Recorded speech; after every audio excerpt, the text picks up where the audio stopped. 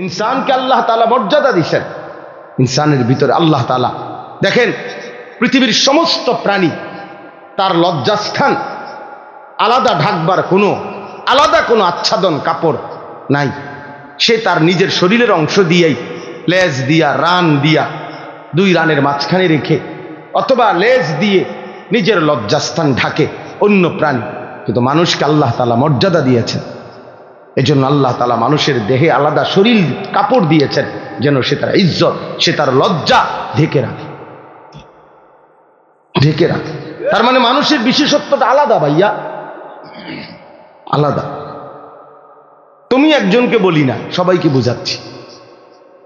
এতটুকু আকল না থাকলে যে আমার এলাকা এটা, আমার গ্রামে আমার চাচা আছে, দাদা আছে, নানা আছে, আমাদের গ্রামে আলেম ওলামা আছে, শিক্ষক আছে, বয়স্ক মানুষ আছে, কেউ দেখলে কি মনে করো? কিছুই মনে করো না তোমরা ছেলেরা। তুমি মনে করতেছো রাত দিন 24 ঘন্টা মোবাইলটার প্রতি তোমার নজর, এটার মধ্যেই তুমি তৃপ্তি। না রে বাস, তোমার যদি একেবারে আমার কথা একদিন হলো, একটা মিনিট বন্ধু অন্ধকারে অথবা একাকী, তুমি আমার কথাটা ভাইবো, আমার কথাটা ফেলে দিও। তোমার ব্রেন যদি সামান্য থাকে, আকল থাকে, তুমি কাজে লাগাইও যে এটা আসলে স্বাভাবিক কিনা। একজন মানুষ কতক্ষণ মোবাইল দেখা উচিত? নারী, ছবি, নাচ, গান অথবা ভালো কিছুই, কিন্তু সারাদিন এই এক একজনের একে গাছ, ছবি, বালা, এগুলা যেটাই হোক, কতক্ষণ দেখা উচিত? একজন মানুষ কি পৃথিবীতে আমরা শুধু এই জন্য আসছি? কোনোভাবেই তোমাদেরকে, অনেক ছেলে তোমরা মোবাইল থেকে আলাদা হতেই চাচ্ছ না কেন ভাইয়া? পৃথিবীতে কি এর চাইতে আর কোনো প্রযুক্তি পৃথিবীতে ছিল না? এটা কেমন ধরনের কথা হলো যে রাত দিন ফুল টাইম জীবনটা এই মোবাইলটার সাথে বাইদা ফেলা? এটা তোমারে কোথায় নিবে বাপ? কোথায় নিবে? সারা জীবন ডাক্তাররা বলছে বাচ্চা যদি দৌড়ঝাঁপ না দেয়, কিছুটা খেলাধুলা না করে, তাহলে বাচ্চা শরীর স্বাভাবিক থাকে না। কই, তোমরা তো এখন খেলাধুলাও বন্ধ করে দিছো। আগে তো কোনায় কোনায় দেখতাম বাচ্চারা, ছেলেরা, নওজোয়ানরা কিছু খেলতো, ক্রিকেট খেলতো, ফুটবল খেলতো। আমরা তো ছোটবেলায় কত কিসিমের খেলা খেলছি আলহামদুলিল্লাহ। আলু ক্ষেতের আলু উঠাইছে, জুরজুরা মানে মাটি, আলু ক্ষেতের হাড্ডুডু খেলে উড়ে এলাইছি। আমি তো মনে আছে ছোটবেলায় পুরা গ্রাম চুক্তি, ওই যে লুকাইতো একজন বিভিন্ন জায়গায় খুঁজা বাইর করা, দৌড়ে দৌড়ে যে কে, মানে আমরা কে কোথায় লুকাইছে তারে টোহাইয়া বাইর করা। তো অনেক দৌড়ঝাঁপ দিত, এক বেলা দৌড়ঝাঁপ দিত, ঘাম ঝরত, এরপরে এসে বাচ্চা আবার পড়তো। এখন তো তোমরা সারাটা দিন এই একটা চোখ, মানুষের একটি জিনিস সারাক্ষণ এটার পিছনে, এই মোবাইলের পিছনে ব্যয় করা, ভাইয়া কোথায় নিয়ে যাবে চোখটা? তুমি ডাক্তারকে জিজ্ঞেস করো, বিবেককে জিজ্ঞেস করো বাপ। এত ফালতু মানুষের জীবন হয় না। ন্যূনতম যদি লক্ষ্য উদ্দেশ্য কারো না থাকে, সে মানুষ কোথায়? কি পাগল ছাগল না গরু ছাগল? সারাদিন ঘাস চাবানো। আল্লাহ তোমাদেরকে বিবেক দান করেন। আমাদের কথা আমরা বললাম ভাই, পাত্তা না দিলে কোনো সমস্যা নেই। তোমার ফতে তুমি, আমার ফতে আমি, কারোর লেগে কেউ আটকায় না। এটা মনে রাখো বা, হাসলেও পৃথিবী, কাঁদলেও পৃথিবী শেষ হয়ে যায়। কারো জন্য পৃথিবী, কারো জন্য কেউ আটকায় না। সবাই কোনো না কোনো ভাবে দুনিয়া পার করে ফেলে, একভাবে না একভাবে শেষ হয়ে যাবেই। কিন্তু কবরে গেলে কষ্ট হবে, আখেরাতে কষ্ট হবে না। দুনিয়ার সবচেয়ে সুখী ব্যক্তিরও শেষ হয়ে যাবে, দুনিয়ার সবচেয়ে দুঃখী ব্যক্তিরও শেষ হয়ে যাবে, কিন্তু আখেরাত আল্লাহর কসম শেষ হবে। সুখেরও শেষ নাই, দুঃখেরও শেষ নাই। লা ইউফাত্তারু আনহুম, আল্লাহ বলছে 1 সেকেন্ডের জন্য বিরতি দেয়া হয়, 1 সেকেন্ডের কোনো বিরতি মিলবে না। কোরআনুল কারীম আল্লাহ বারবার বলছে খালিদিনা ফিহা আবাদা, জান্নাত চিরস্থায়ী, জাহান্নামও চিরস্থায়ী, চিরস্থায়ী, খালিদিনা ফিহা। এই জন্য দোস্ত আমার, বাবা আমার, সবাই মিলে আত্মসমালোচনা, নিজের উপলব্ধি করা চাই। যাই হোক, তো আমি যে কথাটা শেষ করতেছিলাম যে লিকাইলা ইয়ালামা মিন বাদি ইলমিন শাইআ, আল্লাহ তাআলা বলেন মানুষকে আমি বৃদ্ধ বানাইতে বানাইতে এমন বুড়া বানাই, একটা পর্যায়ে আইসা তার আর বিগত জীবনের কোনো এলেম, কোনো জ্ঞান কিচ্ছু আর থাকে না, কিচ্ছু আর থাকে না। একটা পর্যায়ে আর সে কিছুই বলতে পারে না। বাইচা আছে ঠিক আছে, কিন্তু কোনো সুদবোধ নাই, কিছুই নাই। এটাই জীবন। আমার আপন মা, মা আমার 70 বছরের উপরে বয়স হবে, মা আমার জীবিত আছে, আমি সেই মায়ের সন্তান। ক্লাস 4 পড়ুয়া আমার আম্মা, 4র্থ শ্রেণী পর্যন্ত পড়ছে স্কুলে ছোটবেলায়। এরপরে মার বিয়ে হয়েছে, ক্লাস 5-এ উঠছে আর মার বিয়ে হয়ে গেছে। আগের দিনে এমনই ছিল, আমাগো মা চাচিরে এমনই ছিল, কুদ্দুর কাদ্দুর পড়ছে, গেছে আইছে অল্প কুদ্দুর, একটু সাবালক হয়েছে আর বিয়ে দিয়ে লাইছে। এই মা বিগত পুরাটা জীবন মা, আমরা 8 জন ভাই বোনকে দিন শিখাবার জন্য মার অবদান বেশি। মা আমাদেরকে গোটাটা সংসার আগলায় রাখছে, আমাদের পড়ালেখার খরচ আব্বার থেকে নিয়ে সবাইকে আমাদেরকে লালন পালন করছে। আমাদের আরো 2টা ভাই মারা গেছে, মার ছোট 2 সন্তান জন্মের কিছুদিন পর পরে মারা গেছে। তাহলে ওই 2 ভাইকেও তো মা গর্ভে ধারণ করছে, তাহলে 10 জন। আমরা বেঁচে আছি আলহামদুলিল্লাহ 8 জন, আর 2 জন কি ছোট্ট থাকতেই মারা গেছে। তাহলে 10 জন সন্তান মা গর্ভে ধারণ করছে। তাইলে এই মা, আমি দেখতাম কত কিছু ভাই বোনদের সব তো মায়ে বুঝাইতো, কিন্তু এখন আইসা আমার আম্মা বয়স বাইচা আছে ঠিক, একটি শব্দ কিছু বোঝে না, কিছু বলি। নামাজ, মা নামাজ পড়েন, আহা মা রে, আমি আমার সারাটা জীবন আমি বুঝের পরে দেখছি মা একবার সকালবেলা বসে রয়েছে মুসল্লা, মা কি গো উঠতেন না?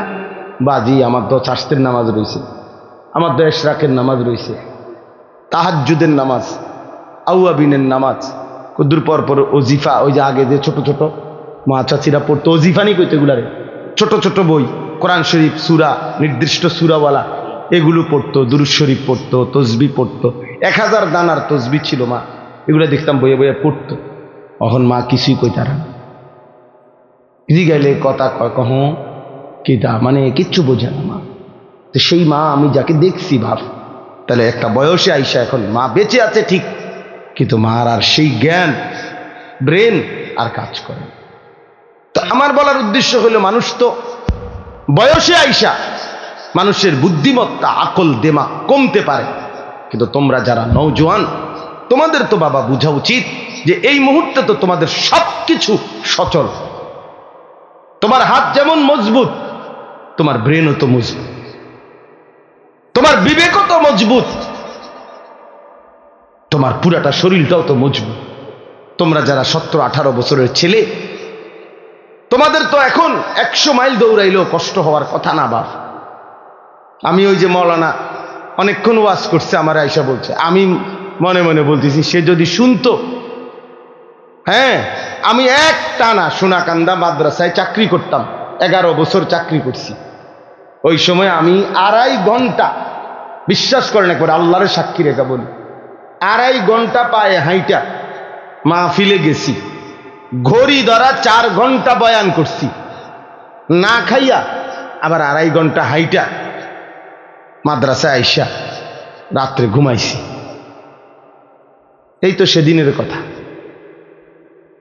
কি হয়েছে? কিচ্ছু মনে হয়েছে না, গায়ে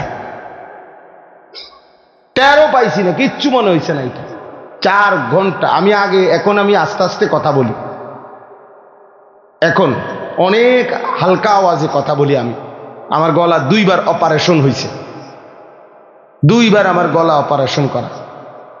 তো কিন্তু আমি এক সময়, আমার আগে যারা মাহফিল ওয়া বয়ান শুনছে আরো 10 বছর আগে, 15 বছর আগে, 10 বছর আগে, এরা জানে আলহামদুলিল্লাহ মানে আমি পুরা 4 ঘন্টাই চিল্লাইছি, তখন এত জোরে কথা বলতাম, কিচ্ছু মনে হইতো না।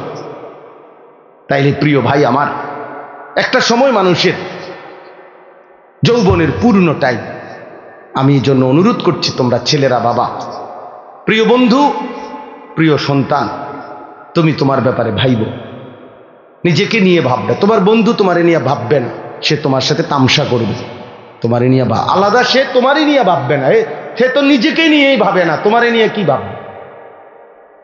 সে তো চেষ্টাই করবে তোমারে নাচ গান, অসৎ ছবি, এই তাফালিং, এই লাফাল দি। এখন আমি এক সিএনজি পাম্পে গ্যাস নিবার জন্য দাঁড়াইছে আমার গাড়ি, 5-6টা ছেলে আসছে মোটরসাইকেল নিয়ে, মনে তেল নিব। বিশ্বাস করেন, এখানে না, আমাদের কুমিল্লা পোদ্দার বাজারের কাছে। আজীব লাগলো আমার কাছে, তাকাইয়ে রইলাম ফোলাফান্ডি, মানে আইসা পড়ছে ফিলিং স্টেশনে, তেল লইব তো তোরা দাঁড়াইবি নাই। এইটার হরন, এটারে মানে এত বিকট আওয়াজ, এটার ধরে রাখছে, হরন বাজাইতে আছে। তো এইটা একটা পাগল, মানে তার যদি ছিঁড়ে যায়, এগুলা নাকি কি খুলে ফেলে। কি করলো আমারে একজনে বুঝাইলো, মানে হরনটা এত বিকট কেন, বললো যে কি যেন এটার ভিতরে থেকে খুললে ফেললে এটার আওয়াজটা আরো বাইরে যায় আর কি। এই তাহলে এইটা, এই যে মাতাল, তুই এটা করলিটা কি বাবা? এটার কি অর্থ আছে যে তুই এত জোরে এখানে হরন দিবার কি আছে? তুই তো দাঁড়াইছো, তেল নিবা তো, তুমি এটার হরন, মানে এটা হের কাছে ভালো লাগবে, হাসের এক থাপ্পড় মারের, ঠ্যাং দিয়ে দেখলাম লাত্তি মারের। বিশ্বাস কর, মানে আমার কাছে মনে হচ্ছে একটা চিড়িয়াখানার জানোয়ার, চিড়িয়াখানার জানোয়ার ছাড়া আর কিচ্ছু নাই। কি রে বেটা, তোরা মানুষের বাচ্চা হইলে এমন করস কা? এইতে হেতে লাতি দের, থাপ্পড় মারের, কে হাসের, কেউ কি দেখে কিনা, আর কোনো মানুষ আছে কিনা ডানে বামে, এতটুকু আকল দিন। বাপ আমার, এটা জীবন না বাপ, এটা জিন্দেগি না, এভাবে জীবন চলে না, এটাকে সুস্থ মানুষ বলে না, এটা জীবন না। আমাদের প্রত্যেককে আল্লাহ তাআলা, আমাদের মা আছে, বাবা আছে, বংশ আছে, আমাদের ধর্ম আছে, আমাদের আল্লাহ আছে, আমাদের রসুল আছে, আমাদের কোরআন আছে, আমাদের ইসলাম আছে, আমাদের জীবন ফালতু না, আমাদেরকে আল্লাহ অনর্থক বানায় নাই। বা সারা দিনে কোনো কাজ নাই, আল্লাহ নাই, রসুল নাই, নামাজ নাই, সেজদা নাই, খোদার কসম এটা মানুষের জিন্দিগি হইতে পারে না। এটা কুকুর বিড়ালের জীবন হইতে পারে, জন্তু জানোয়ারের জীবন হইতে পারে, ইনসানের জিন্দিগি, মানুষের জিন্দিগি আল্লাহ থেকে বিচ্ছিন্ন, আখিরাত থেকে বিচ্ছিন্ন যেই জীবন, এটা মানুষের জীবন নয়, জানোয়ারের জীবন, জানোয়ারের জীবন, জানোয়ারের জীবন, জানোয়ারের জীবন। মনে রেখো, উড়াই দিও তুমি, কোনো সমস্যা নাই, আমি বলে গেলাম, তুমি মনে করো হাসি দিয়া উড়াই দিলে অসুবিধা নাই, সবাই বদলায় যাবে, আমরা এই আশাই বলি না, বদলাবে তো আল্লাহর ফায়সালায়, আমরা বলে থাকি। আমরা তো জানি, এটা বিশ্বাস করি, আমার কোনো যোগ্যতা না, ফায়সালা তো আসমানে, কে ফিরবে, কে বদলাবে, কার জিন্দিগি সুন্দর হবে, এটা তো আল্লাহর সিদ্ধান্ত। কিন্তু এই জীবন, মানুষের জীবন যেটা, এটা সেজদাওয়ালা জীবন, বন্দিগিওয়ালা জীবন, আখিরাতওয়ালা জীবন। প্রিয় ভাই, কোরআন শরীফের আয়াত শুনেন, আপনারা বাবারাও শুনেন, আল্লাহ কোরআনে ডাইরেক্ট বলছে, ফামাসালুহু কামাসালিল কালব, সরাসরি কোরআন শরীফের আয়াত। আল্লাহ বলছে বেঈমান, নাফরমান, তার উদাহরণ হলো কামাসালিল কালব, কুত্তার মতো। সরাসরি কোরআন। কালবুন অর্থ কুকুর, কুকুর, কুত্তা। জিজ্ঞেস করেন কোন আলেমকে, কোন মাদ্রাসা ছাত্র রেজি গেল, হে করবো এটা জানে, কালবুন অর্থ কুত্তা। আল্লাহ তাআলা কোরআনে বলছেন নাফরমান, বেঈমান, সেজদাবিহীন, আমার গোলামি, আমার বন্দিগি যার মধ্যে নাই, ওই কুত্তার মতো, কুত্তার মতো, কুত্তার মতো বেটা, ওই মানুষের বাচ্চা না। আল্লাহ কোরআনে বলছে, ইন তাহমিল আলাইহি ইয়ালহাস আও তাতরুকহু ইয়ালহাস, আল্লাহ বলছে কুকুরের স্বভাব কি?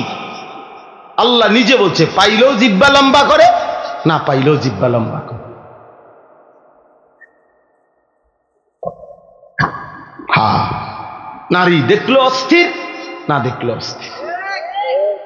এই দেখেন যে সমস্ত যুবক দিন রাত নারীর ছবি দেখে, এদের তৃপ্তি নাই। তৃপ্তি হইলে তো এতে একটা বন্ধ রাখতো, যে যাক আমি দেখতে শান্তি লাগছে, একটু তৃপ্তি হয়েছে, ঘুমাইয়া তৃপ্তি হয়েছে, ওরা আর গুঞ্জনের দরকার নাই, আবার রায় তুলে আবার ঘুমামু।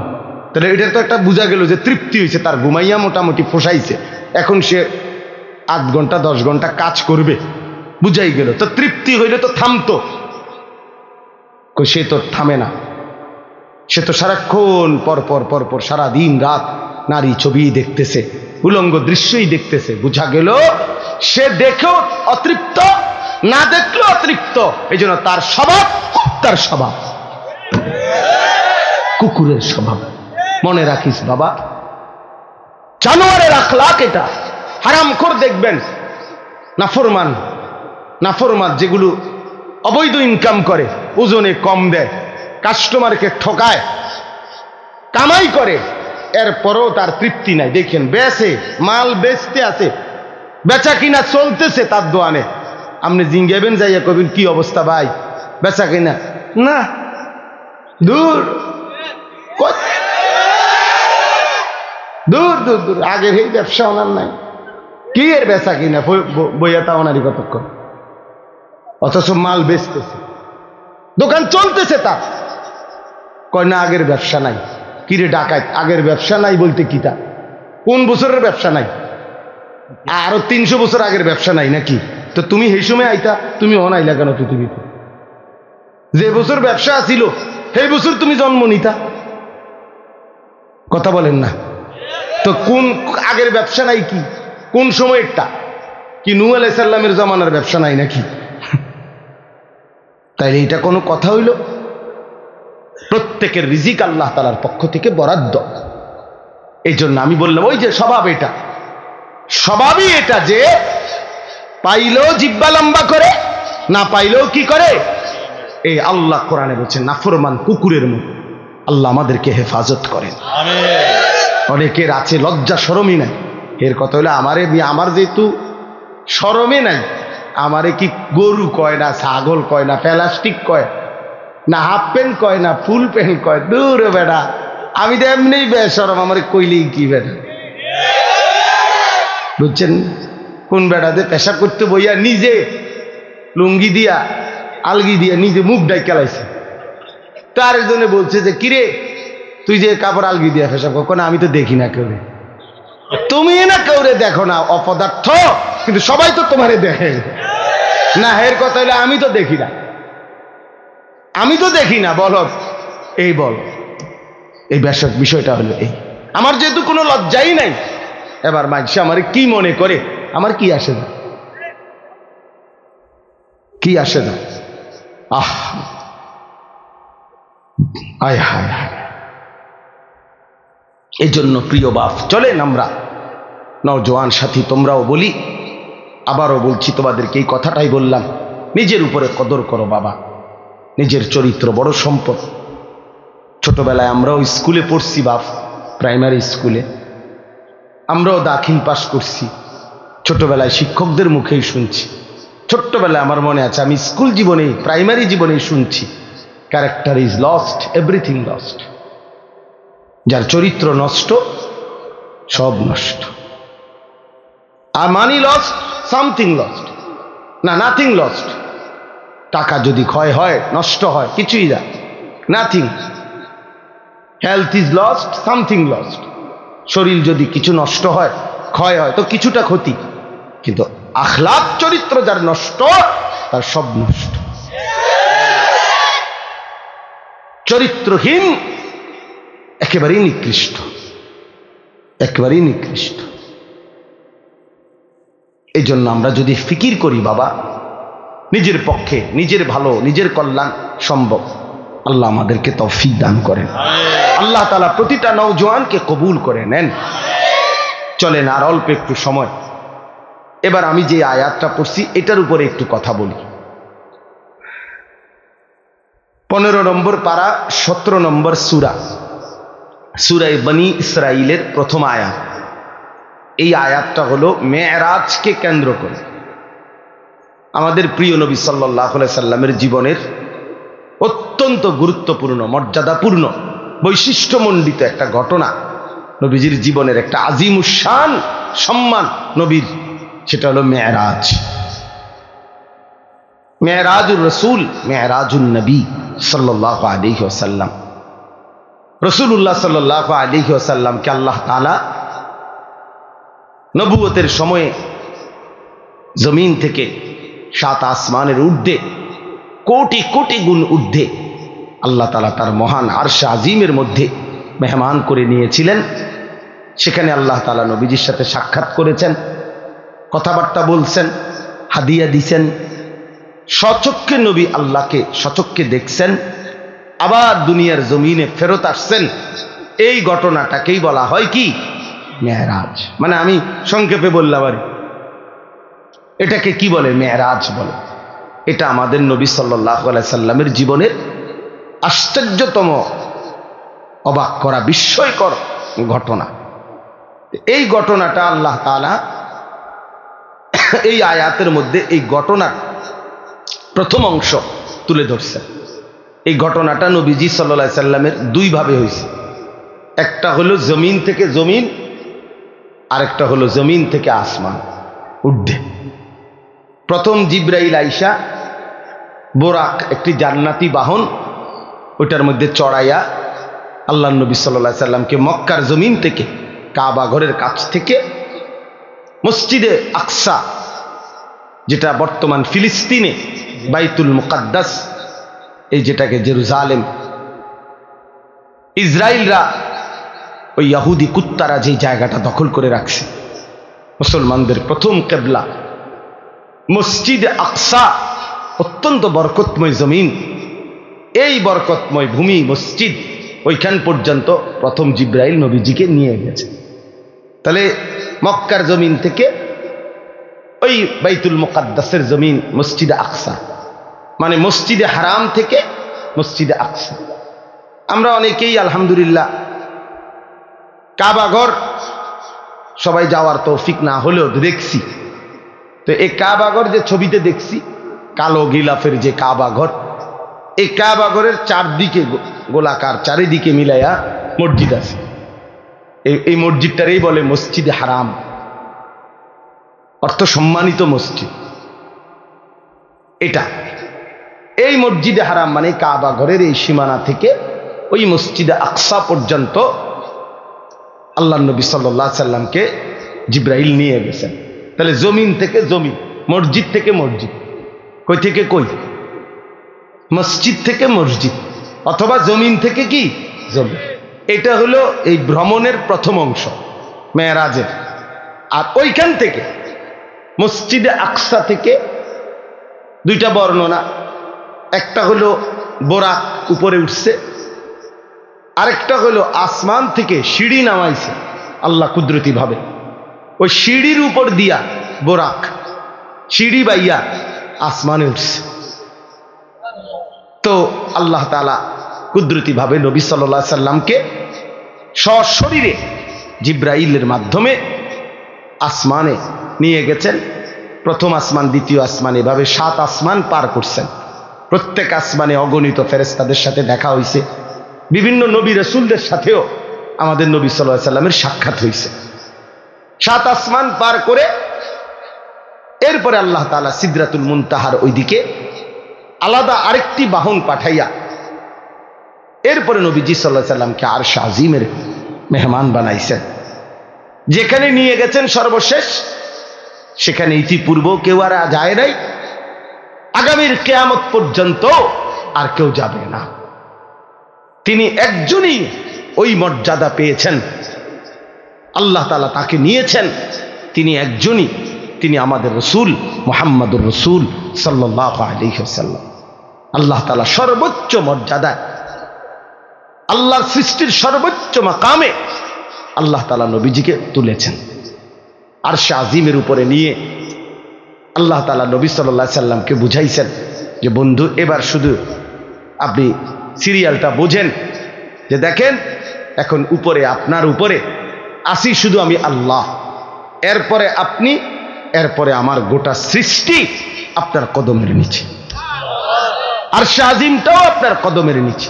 তাইলে এখন এবার স্তর বুঝতে কোন, প্রথমে আমি আল্লাহ, তারপরে আপনি রাসূলুল্লাহ, তারপরে গোটা সৃষ্টি। এই মর্যাদার হিসাব।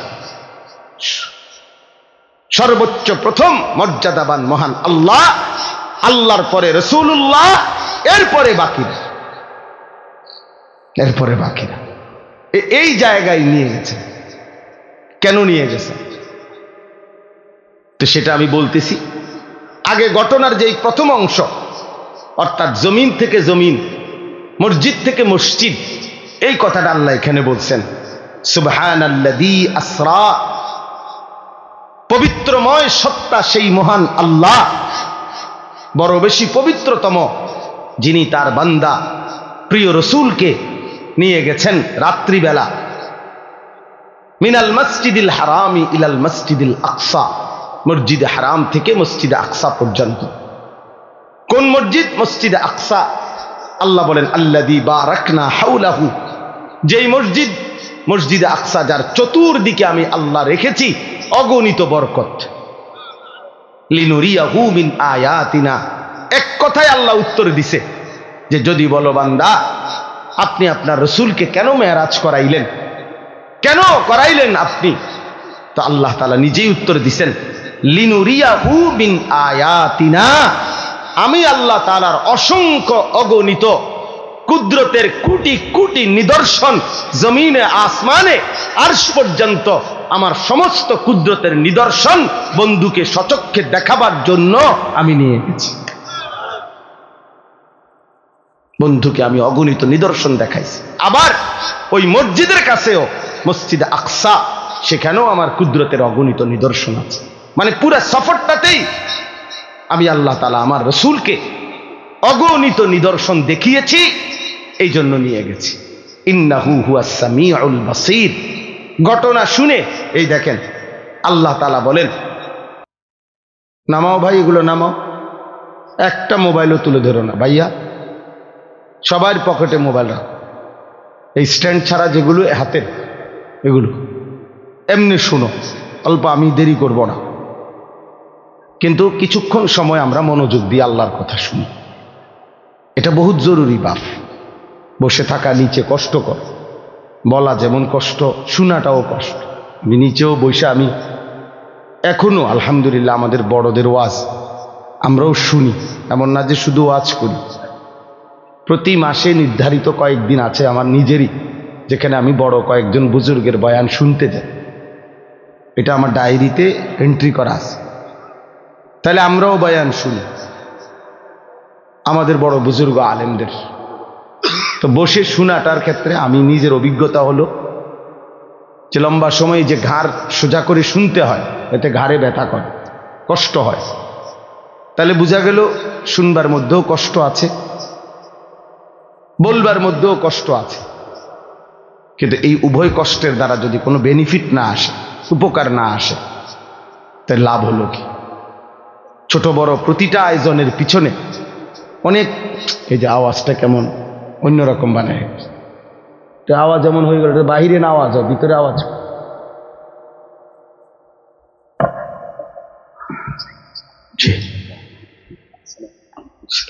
তো এই কারণে এটা জরুরি বাপ, মনোযোগ থাকা দরকার। এক কথা হলো আমি শুনবো না, ঠিক আছে, চলে গেলেন। আরেকটা হলো না, আমি বসছিলাম আল্লাহর কথা শুনবার উদ্দেশ্যে, তাইলে মনোযোগ দিলে ভালো।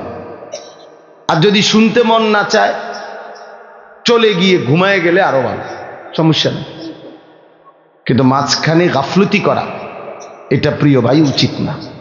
আল্লাহর কোরআনের প্রতি সামান্যতম অবজ্ঞা অনেক বড় অপরাধ, অনেক বড় পাপ। কোরআন শরীফে আছে, ওমান আযলামু মিম্মান যুক্কিরা বিআয়াতি রাব্বিহি সুম্মা আ'রাযা আনহা। যে ব্যক্তি আল্লাহর কথা তার কানে শুনবার পরেও সে তার থেকে বিমুখ, অমনোযোগী, আল্লাহ তাআলা কোরআনে বলছে তার চাইতে বড় জালেম আর কেউ না। সরাসরি কোরআন শরীফ। এই জন্য বললাম 3 নাম্বার আর একটা কথা হলো, ভিতরে বৈশা বুট বাদামও খাওয়া যাবে না। এই ছোট বড় তোমরা বাচ্চারা কেউ বুট খায় না, এটাও শিখো ভাই, ছোট হোক কি তোমারও শিখা দরকার। এক মুসলমান হিসেবে আমাদের এটা সবার বোঝা উচিত যে আল্লাহর কথা যখন হচ্ছে তখন আমি বসে বসে বুট খাইলাম, আবার আল্লাহর কথাও শুনলাম, এটা আদব কিনা, আখলাক কিনা। একটা প্রাইমারি স্কুলও তো ক্লাস 1-এর বাচ্চা, একেবারে পিচ্ছি বাচ্চাও তো যখন শিক্ষক ক্লাস করে তখন তো সে বুট বাদাম খায় না। বুট বাদামের জন্য তো আলাদা বিরতি দেওয়া হয়। টিফিন আওয়ারে ক্লাসের আগে পিছে সে হয়তো কিছু খায়, কিন্তু ক্লাস চলাকালীন তো সে বুট বাদাম খায় না। কোনো টিচার খাইতে দিব, তা আমি দেবো কেন? ইনসাফ কি বলে বলেন? আমি কেন দিব? কোরআনুল কারীম কি বাংলা বইয়ের চাইতে দামি না? অঙ্ক ইংরেজি বইয়ের চাইতে দামি না?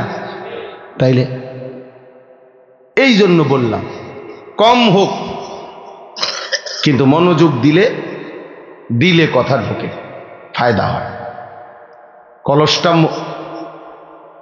ট্যাপ বরাবর, কল বরাবর মুখোমুখি ঠিক মতো দিলে অল্প চাপেই পানি পুড়ে যায়, কিন্তু একটু ডান বাম করে রাখলে পরে ঠিক আছে অনেক দেরি হয় অথবা অপচয় হয় বেশি।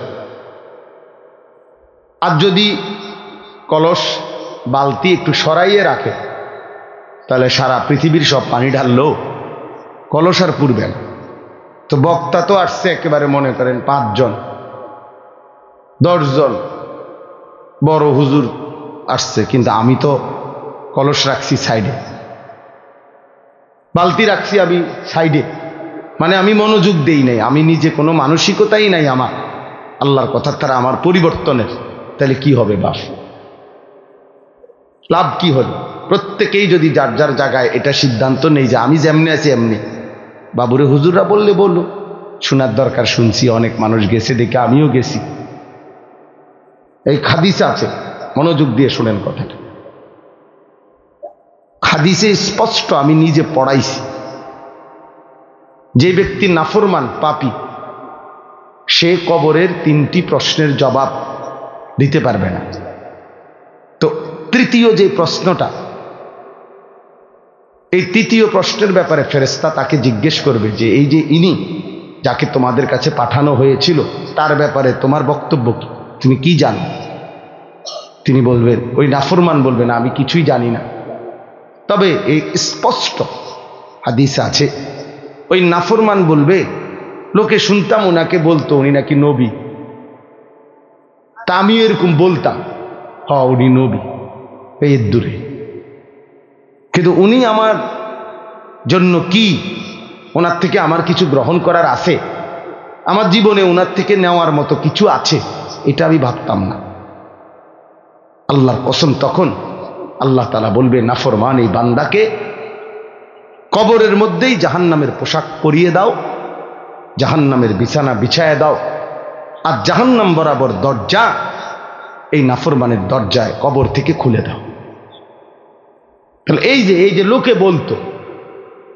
বলতো উনি নাকি শেষ নবী, আমাদের একজন নবী আছে, আমরাও তো অনেকের ধারণা এটা, আমাদের একজন নবী আছে, উনি অনেক বড় নবী, শ্রেষ্ঠ নবী, উনি আল্লাহর প্রিয় নবী মুহাম্মদ সাল্লাল্লাহু আলাইহি সাল্লাম। তো সেটা তো ঠিক আছে, বুঝলেন, কিন্তু আপনার জন্য কোনো করণীয় কিনা আছে কিনা, সেই নবী আমার জন্য কেন আসলেন, পৃথিবীতে কেন আসলেন, তার থেকে আমি কি নিলাম, এটা তো দেখার বিষয় ছিল। এটা তো উচিত ছিল যে আমার চুল, চেহারা, লেবাস, পোশাক, আমার ঘর সংসার, বাজার, ব্যবসা, চাল চলন, উঠা বসা, লেনদেন, আচরণ, উচ্চারণ, এর মধ্যে আল্লাহ নবী সাল্লাল্লাহু আলাইহি সাল্লামের কোনো অনুসরণ আছে কিনা। আমার জীবনের কাজ মনে করেন 20টা, একজন আমার কাম, এখন 20টার মধ্যে আমার রাসূল সাল্লাল্লাহু আলাইহি সাল্লামের অনুসরণ আছে কয়টায়, এটা কি একটু বিবেক দিয়েও মিলানো ভাবার কি কোনো দরকার নাই? বলেন, কথা বলে। তাইলে আমাদের তো এই প্রেরণাই জাগে না। তো এই জন্য বললাম যে অনেকে ওয়াজে গেছে দেখে আমিও গেছি, এই হুজুরের ওয়াজ নাকি এখন অনেকে শুনে, এই জন্য আমিও শুনছি, কিন্তু আমি আমার মতোই। তাহলে তো হইল না বাপ, তাইলে তো হইল না, এটা তো কোনো বিষয় হইল না। তাই এই জন্য দয়া করে আমার মূল মাকসাদ, প্রতিদিন আমি ব্যক্তিগতভাবে আলহামদুলিল্লাহ, আপনারা অনেকেই আমার চিনেন, আমি তো এই অঞ্চলে অনেক আসছি গেছি, কিন্তু খুব বেশি অথবা খুব কম এটা নিয়ে শ্রোতার আমার কোনো পেরেশানি নেই। আমার পেরেশানি হলো আমরা মনোযোগ দিয়ে আল্লাহর কথা শুনতে হবে, এবং আল্লাহর কথা আমারও দরকার, আপনাদেরও দরকার, পরিবর্তন আমারও দরকার, আপনাদেরও দরকার। আমরা যে যেখানে আছি সেই অবস্থা থেকে আমাদের আরো অগ্রগতি, উন্নতি, আখেরাতের লাইনের আরো ফিকির আরো বাড়ানো দরকার। আমারও ঘাটতি, আপনাদেরও ঘাটতি। বলেন আপনি তো হুজুর না, আমাগো ঘাটতি শুনলেও আপনি কুল কিনার, আপনি বুঝতেন না। আমাদেরও অসংখ্য অগণিত ত্রুটি, আপনাদেরও ত্রুটি, আপনাদেরও ত্রুটি। তাহলে আমাদের প্রত্যেকের উচিত প্রতিনিয়ত আল্লাহর দিকে, আখেরাতের দিকে, কোরআনের অনুসরণের দিকে এগিয়ে যাওয়া। তো সেটা যদি আমি গ্রহণই না করি, মনোযোগই না দেই, আমি যদি এটা আমার জন্য কোনো প্রয়োজন মনেই না করি, তাহলে হবে কেমন? তাইলে হবে কেমনে বাপ? আপনারা দয়া করে এই জন্য মনোযোগ দিয়ে ওলামায়ে কেরামের কথা শুনবেন। মাওলানা ইসরাফিল আমার অনেক ঘনিষ্ঠ মানুষ, পরিচিত মানুষ, আমাদের ক্যান্টনমেন্টের পাশাপাশি আমরা থাকি। মাওলানা ক্যান্টনমেন্টের একটা মেন ক্যান্টনমেন্টের একটা গুরুত্বপূর্ণ মসজিদে ইমাম, খতিব, মাদ্রাসার তার নিজস্ব একটা প্রতিষ্ঠানও আছে। অনেকক্ষণ বয়ান করছে, আমি তো শুনে অবাক যে একজন মানুষ এতক্ষণ বয়ান করছে। আল্লাহ তার হায়াতে বরকত দান করে, জবানে বরকত দান করে। তো বিষয়টা হইল আমরা কি নিলাম নিজের জন্য? যদি একটি কথাও না নেই, এই যে নওজোয়ান, কিশোর, তরুণ, তোমরা ছেলেরা, তোমাদের মেধা, পূর্ণ মেধা। তুমি যদি বলো তুমি বোঝো না, না, বুড়ো মানুষ কম বুঝতে পারে, কিন্তু জওয়ান তার সবকিছুই জওয়ান। যে যুবক, যে শক্ত সামর্থ্য জওয়ান, তার মেধাও জওয়ান। ছেলেটা নওজোয়ান, তার মেধা কি বুড়ানি? তাইলে তোমার বুঝ, বুদ্ধি, শক্তি, সাহস, হিম্মত, আকল, দিমাগ সব তাগড়া, জওয়ান।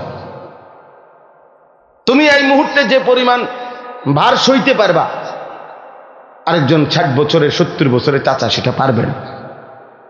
কোরআন শরীফে আছে স্পষ্ট, আল্লাহ তাআলা বলেন, এই আয়াতটা মনোযোগ দিয়ে শুনেন তাহলে বুঝবেন। আল্লাহ তাআলা বলেন সূরা হজ, এই সূরাতে আছে, ওয়ানুকিররু ফিল আরহামি মা নাশাউ ইলা আজালিম মুসাম্মা। আল্লাহ বলেন একটি নির্দিষ্ট সময় পরিমাণ আমি মায়ের পেটে মানব সন্তানকে, বাচ্চাকে অবস্থান করি, রাখি। 9 মাস, 10 মাস, এর মধ্যে একেবারে সংখ্যা কম বেশ হয়, সবার একেবারে গুনা গুনা 9 মাস, গুনা গুনা 10 মাস না। আল্লাহই জানেন কোন বাচ্চাটা কতক্ষণ থাকবে। আল্লাহ তাআলা বলেন সুম্মা নুখরিজুকুম তিফলান, অতঃপর আমি আল্লাহই তোমাদেরকে মায়ের পেট থেকে একটি বাচ্চা, তিফল, তিফল মানে শিশু, একটা শিশু হিসাবে বের করে আনি। সুম্মা লিতাবলুগু আশুদ্দাকুম, অতঃপর আমি আল্লাহই তোমাদেরকে শক্তি, সাহস শরীরের মধ্যে দিতে থাকি। ধীরে ধীরে সেই দুর্বল ছোট্ট বাচ্চা শক্ত সামর্থ্য জওয়ান বয়স হতে থাকে, আগাইতে থাকে। এ দেখেন আল্লাহ তাআলা বলেন ছোট্ট সেই শিশুটিকে আমি ধীরে ধীরে সামনের দিকে নিতে থাকি, শক্তি বাড়াই, শক্তি বাড়াই, শক্তি বাড়াই। 2 বছরের শক্তি তো 6 বছরে আরো বেশি, 10 বছর বয়সে আরো বেশি, 15 বছর বয়সে আরো বেশি, এইভাবে বাড়াইতে থাকি। এর মধ্যে আমি এই অবস্থায় 2টা কাজ করি। একটা হলো অমিনকুম মান ইউতাওয়াফা মিন ক্বাবল, অমিনকুম মান ইউতাওয়াফা, কাউকে এই বয়স আগাইতে আগাইতে মাঝপথে মৃত্যু দিয়ে দেয়। অর্থাৎ কাউরে 18 বছর, 25 বছর, 30 বছর বয়সে কোনো এক সময় মৃত্যু দিয়ে দেই। আর কাউকে কাউকে অমিনকুম মান ইউরাদ্দু ইলা আরজালিল উমর, এই কথাটা খেয়াল করেন। এবং কাউকে কাউকে আমি ইচ্ছে করে একেবারে চূড়ান্ত শেষ বয়স, একেবারে বৃদ্ধ আমি আল্লাহ তাআলা পৌঁছাই। কেমন বৃদ্ধ বানাই? এই যে উদ্দেশ্যে আমার কথাটা আয়াতের মধ্যে আছে, শেষ কথাটা, লিকাইলা ইয়ালামা মিন বাদি ইলমিন শাইআ। এই ভাই দেখো, আল্লাহ বলে আমি একজন মানুষকে সর্বোচ্চ বুড়া বানাইয়া এমন পর্যায়ে নিয়ে যাই যে এক পর্যায়ে আইসা তার অবস্থা এমন হয়, ইতিপূর্বে যত জ্ঞান তার ছিল এই পর্যায়ে আইসা আর তার কোনো জ্ঞানই থাকে না। কোনো জ্ঞান আর কি এরকম মাজুর হয়ে যায় 90 বছর, 95 বছর। ওই যে হে তুমি পারতা না ভাই, আমি বললাম এই খামখেয়ালি করো না বাজান, এই মোবাইল তোমার ঘরে শেষ করে দিস। আহা, এই অসভ্য জিন্দিগি ভাইয়া, অসভ্য জিন্দিগি, এটা নির্লজ্জ জিন্দিগি। মনে রাখো, হায়া শরমহীন জীবন। যে কিছু ছেলের আছে তোমরা মানে কোনো কিছুতে যে, আরে মানুষের তো সামান্য ভদ্রতা থাকে না, কোনো ভদ্রতা নাই। মানে বাবা দেখুক, নাইলে দাদা দেখুক, নাইলে আলেম, নাইলে আল্লাহওয়ালা, অথবা গ্রামের মুরব্বী, যে ইচ্ছা সেই দেখুক, তার চোখের ন্যূনতম লজ্জা লাগে না, না আমার মোবাইল আমি দেখব। এখন এই যে মানসিকতা বাপ, এটা বড় নিকৃষ্ট মানুষ। মানুষের সামান্যতম কি থাকতে হয়? লজ্জা শরম থাকতে হয়। মানুষ জন্তু জানোয়ার না, মানুষ ইনসান। ইনসানকে আল্লাহ তাআলা শরাফত দিয়ে বানিয়েছে। 47-এ প্রথমবার, 71-এ দ্বিতীয়বার, এরপর তৃতীয়বার এই দিন অনুষ্ঠিত হবে। আমি আসার পর শুনলাম কর্তৃপক্ষ জানিয়েছেন যে মাহফিলের ঘোষণা হওয়ার পর এক পাতি নেতা, এলাকায় এলাকায় থাকে না কিছু ডালপালা পাতি নেতা, তো এক পাতি নেতা এমনও বলেছেন যে মাহফিল করবা ভালো কথা, অমুক হুজুর রেও আনবা, আচ্ছা ভালো কথা, প্রশাসনের থেকে অনুমতি নিয়েছে? তারা স্পষ্ট বলেছেন যে না, আমরা কোরআনের মাহফিল প্রশাসনের থেকে অনুমতি নিয়ে করতে পারবো না। আল্লাহর জমিন আল্লাহর কথা বলতে আবার গায়রুল্লাহর থেকে অনুমতি নিতে হবে, এর চাইতে বড় আফসোসের বিষয়, অপমানের বিষয় কি হতে পারে? তাদেরকে নাকি এটা বলেও তাশকিল করার চেষ্টা করা হয়েছে যে আমি পাতি নেতা হিসাবে আমিও সুপারিশ করে দিচ্ছি, ঝামেলা হবে না অনুমতি পেতে। আপনাদের তো ভালোই জানা থাকার কথা যে অনুমতি পেতে ঝামেলা হবে না, সুপারিশ করে দিচ্ছি, তাহলে থানায় নিয়ে জমা দিলেই চলবে। কিন্তু শেষ পর্যন্ত তারা এই সিদ্ধান্তে অনড় ছিলেন। আলহামদুলিল্লাহ, এটার জন্য তাদেরকে নমনীয় অবস্থান গ্রহণ করতে হয় নাই। আর এখন তো সময়ের ব্যবধানে পাতি নেতাদের দিনই ফুরিয়ে গিয়েছে। তো কথাটা টানলাম এজন্য, আমি মনে করি এই তৃতীয়বার স্বাধীনতা অর্জন করা বাংলাদেশে আজকের এই মাহফিলটাকে সামনে রেখে কয়েকটা মেসেজ জাতিকে দেওয়া যেতে পারে। যেহেতু এই কথাগুলো শুধু আপনারা না, যারা এখানে নাই, বাংলাদেশের অন্যান্য জেলায় আছে, তাদের কাছেও পৌঁছে যাবে। তো এই সাহসী শহীদ বাড়িয়া, আমি তো ব্রাহ্মণবাড়িয়া সহজে বলি না, এই সাহসী শহীদ বাড়িয়ার, সরাইলের, কালিকচ্ছের, লস্করপাড়ের এই মাহফিলকে সামনে রেখে কয়েকটা বার্তা দেওয়া যেতে পারে। 1 নম্বর বার্তা হলো ইনশাআল্লাহ এই স্বাধীন বাংলাদেশে আমরা কোরআনের মাহফিল করার জন্য না কোনো পাতি নেতার কাছে যাব, না কোনো প্রশাসনের হোমরা চোমরার কাছে যাব। আল্লাহর জমিন আল্লাহর মাহফিল করব, আল্লাহ অনুমতি দিয়েছেন, বাস এটাই আমাদের জন্য যথেষ্ট। আর অনুমতি নিয়ে যদি কোরআনের কথা বলা লাগতো, আল্লাহ রাসূলকে পারতেন আবু জাহালের বিপক্ষে গিয়ে সেই জামানের হকের বাণীগুলো তুলে ধরতে। এই যে আজীব এক তামাশা শুরু হয় যে প্রশাসনের থেকে অনুমতি নিতে হবে, তাও যদি এমন হতো যে অনুমতিটা শুধু এজন্য তারা নিরাপত্তা নিশ্চিত করবে, তাহলে সমস্যা ছিল না, 1 বার না 10 বার গিয়ে অনুমতি নিতাম। কিন্তু দেখা যায় অনুমতি নিতে গেলেই একটা তালিকা বের করে, এখানে আমার মতো কিছু হুজুরের আলাদা নাম লেখা আছে। কি জানা নাই? আপনাদের জানা নাই? প্রথমে 10 জন, তারপর 19 জন, এরপর 29 জন, লাস্ট গিয়ে 36 জন আলেম। এই বাংলাদেশে প্রসিদ্ধ আলেম আছে কয়জন? জাতীয়ভাবে সবাই চেনে এরকম হুজুর আছে কয়জন আমাকে বলেন? এই 36 জন যদি থাকে ব্ল্যাক লিস্টে, হোয়াইট লিস্টে আছেটাকে? হোয়াইট লিস্টে আছে একমাত্র যারা চাটাচাটি করতে জানে, যারা দালালি করতে জানে, এই টাইপের মানুষগুলো। বাকি যত প্রসিদ্ধ হক্কানি আলেম আছে কাউকে বাদ রাখে নাই, তালিকা বড় করতে করতে সবাইকে নিয়ে ঢুকিয়েছে। 1 নম্বর ঝামেলা করে দেখে লিস্টে কি হুজুরের নাম আছে কিনা, যদি থাকে তাহলে মাহফিলের অনুমতি নাই, যদি না থাকে অনুমতি আছে, শর্ত দিয়ে দেয়। ওই হুজুররা মাইনাস করে মাহফিল করো, কোনো সমস্যা নাই। ওই হুজুরকে দিয়ে মাহফিল করাতে চাইলে মাহফিল হতে দেওয়া যাবে না। কেন? অমুক হুজুর জঙ্গি, অমুক হুজুর উগ্রবাদী, অমুক হুজুর মৌলবাদী, নাউযুবিল্লাহি মিন যালিক। এখন তো ছেলেরা রাগে দুঃখে ক্ষোভে রাস্তায় রাস্তায় এই স্লোগানে লিখে দিচ্ছে, পা চাটলে সঙ্গী, না চাটলে জঙ্গি। এ সমস্ত জঙ্গিবাদ, মৌলবাদ, উগ্রবাদ গালি দেওয়ার দিন ফুরিয়ে এসেছে। এখন এই স্বাধীন দেশে যদি কোরআনের কথা স্বাধীনভাবে বলতে না পারে, তাহলে এই স্বাধীনতার এক পয়সাও দাম থাকবে না এই মুসলিম উম্মার কাছে, মুমিনদের কাছে। সুতরাং এখন থেকেই অনুমতি নেওয়ার নামে আলেম ওলামাকে হয়রানি করার পথ চিরতরে বন্ধ করতে হবে। 2 নম্বর হয়রানি হলো, হুজুরের নাম দেখার পর তারপর গিয়ে বলে যে মাহফিল করবা, ভালো কথা, আচ্ছা হুজুরও আসুক, ভালো কথা, তবে এই এই এই বিষয়ে কথা বলা যাবে না। বলতো না কি বলতো না? কথা বলতে হবে আসমানের উপরের কথা, আর কথা বলতে হবে মাটির নিচের কথা। হ্যাঁ, আসমানের উপরের কথা বলারও দরকার আছে, অস্বীকার করি না। মাটির নিচের কথা বলারও দরকার আছে, অস্বীকার করি না। তবে আসমানের নিচে আর মাটির উপরে যে বিশাল এরিয়া, এটার কথা বলবে কে রে? তোর বাপে? কথা তো বলতেই হবে। কোরআনে যা আছে এটা যদি গোপন করে পুরো জাতির উপর আল্লাহর গজব এসে পড়বে। সুতরাং অন্যায়কে অন্যায় বলতে হবে, ন্যায়কে ন্যায় বলতে হবে। এমনকি সেটা যারাই ক্ষমতায় আসুক না কেন, যদি তাদের বিপক্ষে যায় তবুও বলতে হবে। এটাই নবীদের সুন্নাত। নবী ইব্রাহিম দাওয়াত দিয়েছেন, নমরুদের কিন্তু পছন্দ হয় নাই। নবী মুসা দাওয়াত দিয়েছেন, ফেরাউনের কিন্তু ভালো লাগে নাই। আল্লাহ রসুল দাওয়াত দিয়েছেন, আবু জাহাল আবু লাহাবের কিন্তু সহ্য হয় নাই। আরে তোদের সহ্য হলে কি আর না হলে কি, যেটা আল্লাহর কথা সেটা বলতে হবেই হবে। ভালো লাগলেও বলতে হবে, ভালো না লাগলেও বলতে হবে। তাহলে সুতরাং মাহফিলের নামে এই ভণ্ডামিটা বন্ধ করতে হবে। আর এখন থেকে কোন এলাকা থেকে আমি অনুরোধ করব, কেউ যাবেন না অনুমোদনের জন্য। একজন গেলে আরেকজন না গেলে বিপদে পড়বে। কেউ যাবেন না, কেউ যাবেন না।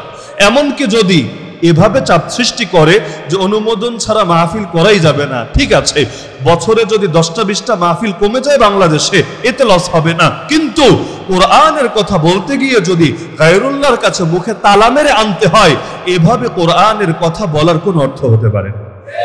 আর 3 নম্বর মেসেজটা আমি দিচ্ছি যে কোরআনের মাহফিলে কখনোই আলেম না, তবে পয়সাওয়ালা, সুদখোর ঘুষখোর যাই হোক, পয়সা আছে বা ক্ষমতা আছে, এমন লোকদেরকে স্টেজে উঠিয়ে সভাপতি বানাবেন না।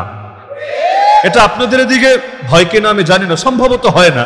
কারণ বাংলাদেশে কিছু কিছু জেলা বা বিভাগ এমন আছে, এখানে মাহফিলে বাধা দেওয়ার সাহস ওই পাতি নেতারাও করে না, যার মধ্যে আমি মনে করি আপনাদের জেলাটাও আছে। যদিও 2-1 জায়গায় একটু ব্যতিক্রম হয়, বেদাতের কারণে বা কিছু কারণে কিছু কিছু এলাকায় ব্যতিক্রম হয়, কিন্তু অনেক জায়গায় এমন আছে আলহামদুলিল্লাহ, স্টেজের মধ্যে পাতি নেতারাও ভালো করে জানে শয়তানি যদি করে আস্ত শরীরে আর বাড়িতে ফিরে যেতে পারবে না। তো এখন থেকে টাকার দিকে তাকিয়ে, ক্ষমতার দিকে তাকিয়ে কাউকে সভাপতি বানাবেন না। মাহফিলে সভাপতির কাজ কি জানেন? সভাপতির কাজ হলো হুজুর ভুল করলে হুজুরের ভুল ধরা। তো হুজুরের ভুল ধরতে পারবে তো আরেকজন হুজুর, তার চাইতে বড় বিজ্ঞ হুজুর, তার চাইতে বড় জ্ঞানী হুজুর। 2 পয়সার নেতারা হুজুরের ভুল ধরবে কোত্থেকে রে ভাই? ওরা তো ভুল ধরতে পারবে না, ওরা পারবে পেঁচ লাগাতে, ফিতনা লাগাতে, ফাসাদ সৃষ্টি করতে।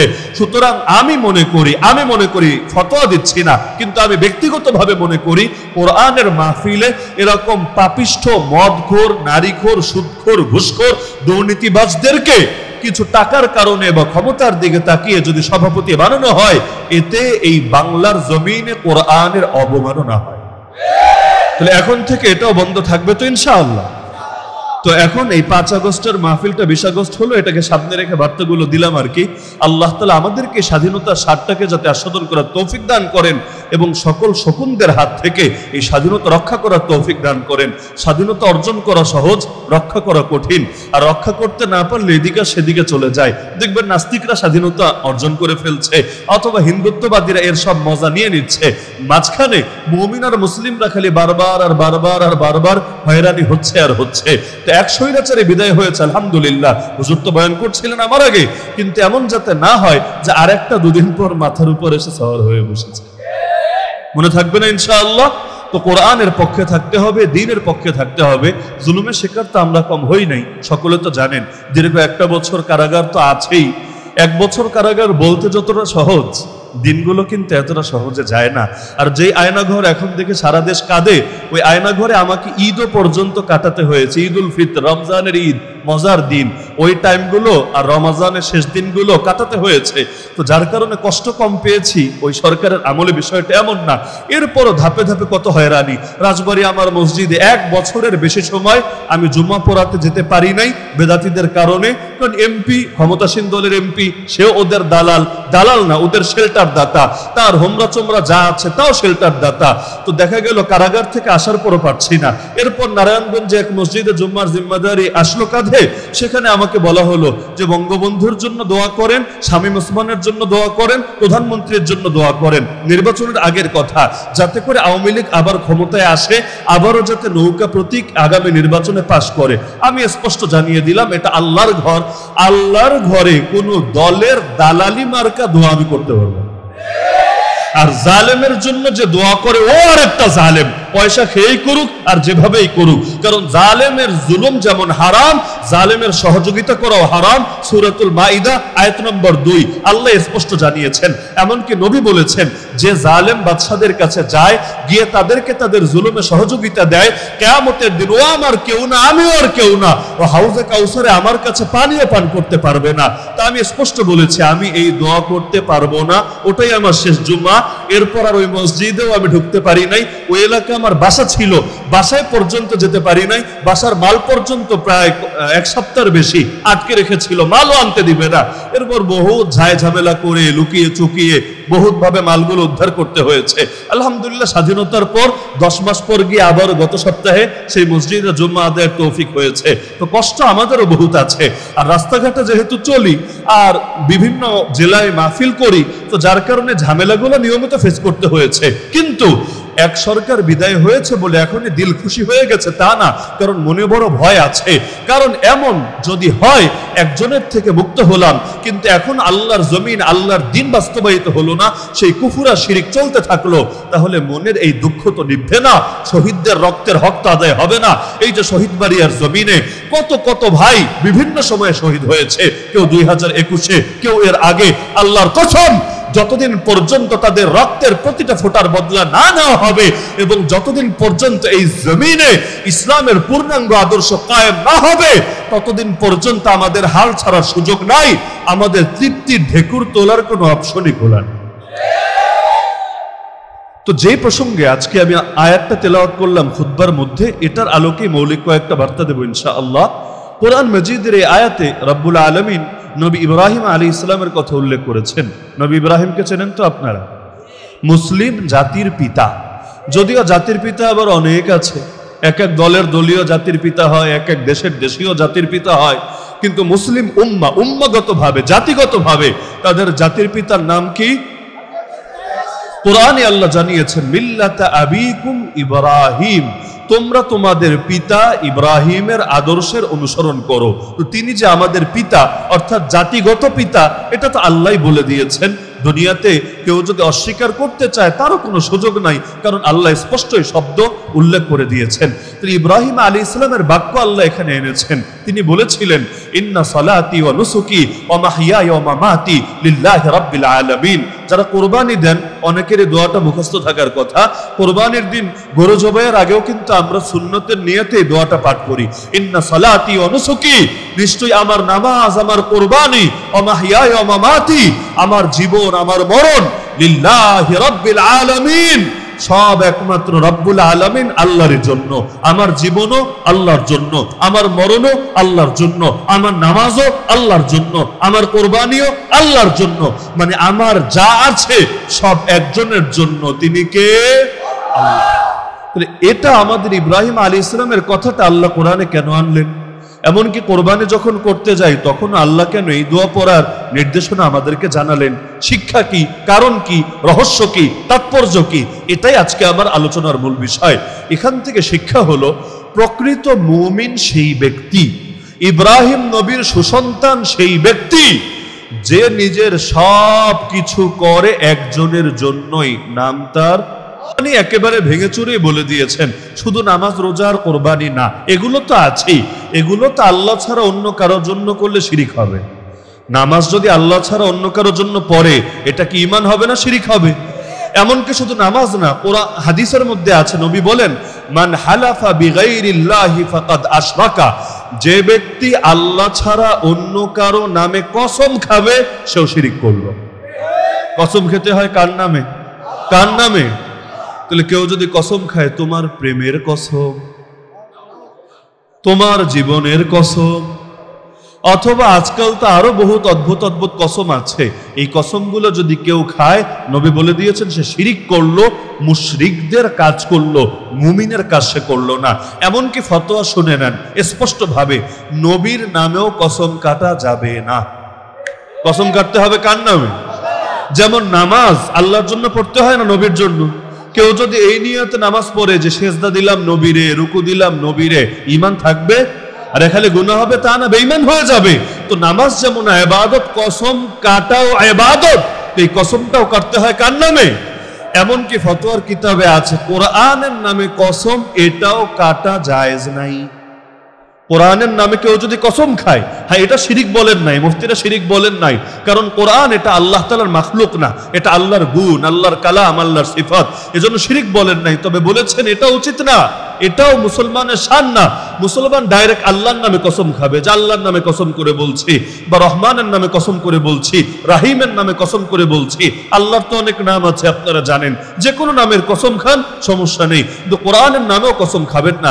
বাংলাদেশে এগুলো চলে, অনেক সময় কোর্ট কাছারিতেও চলে, কোরআন হাতে নিয়ে কোরআনে হাত রেখে বলে এটাকে কসম হিসাবে বিবেচনা করে না। কসম হবে একমাত্র কার নামে?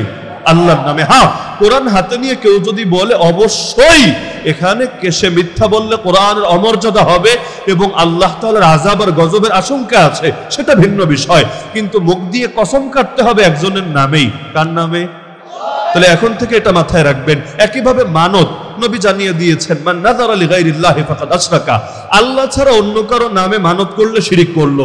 পীরের নামে মানত, বাবার নামে মানত, ফতোয়া আমি দেই নাই, ফতোয়া জামিয়া ইউনুসিয়ার বড় হুজুর দেয় নাই, ফতোয়া ব্রাহ্মণবাড়িয়ার কেউ দেয় নাই, ফতোয়া দিয়েছেন কে?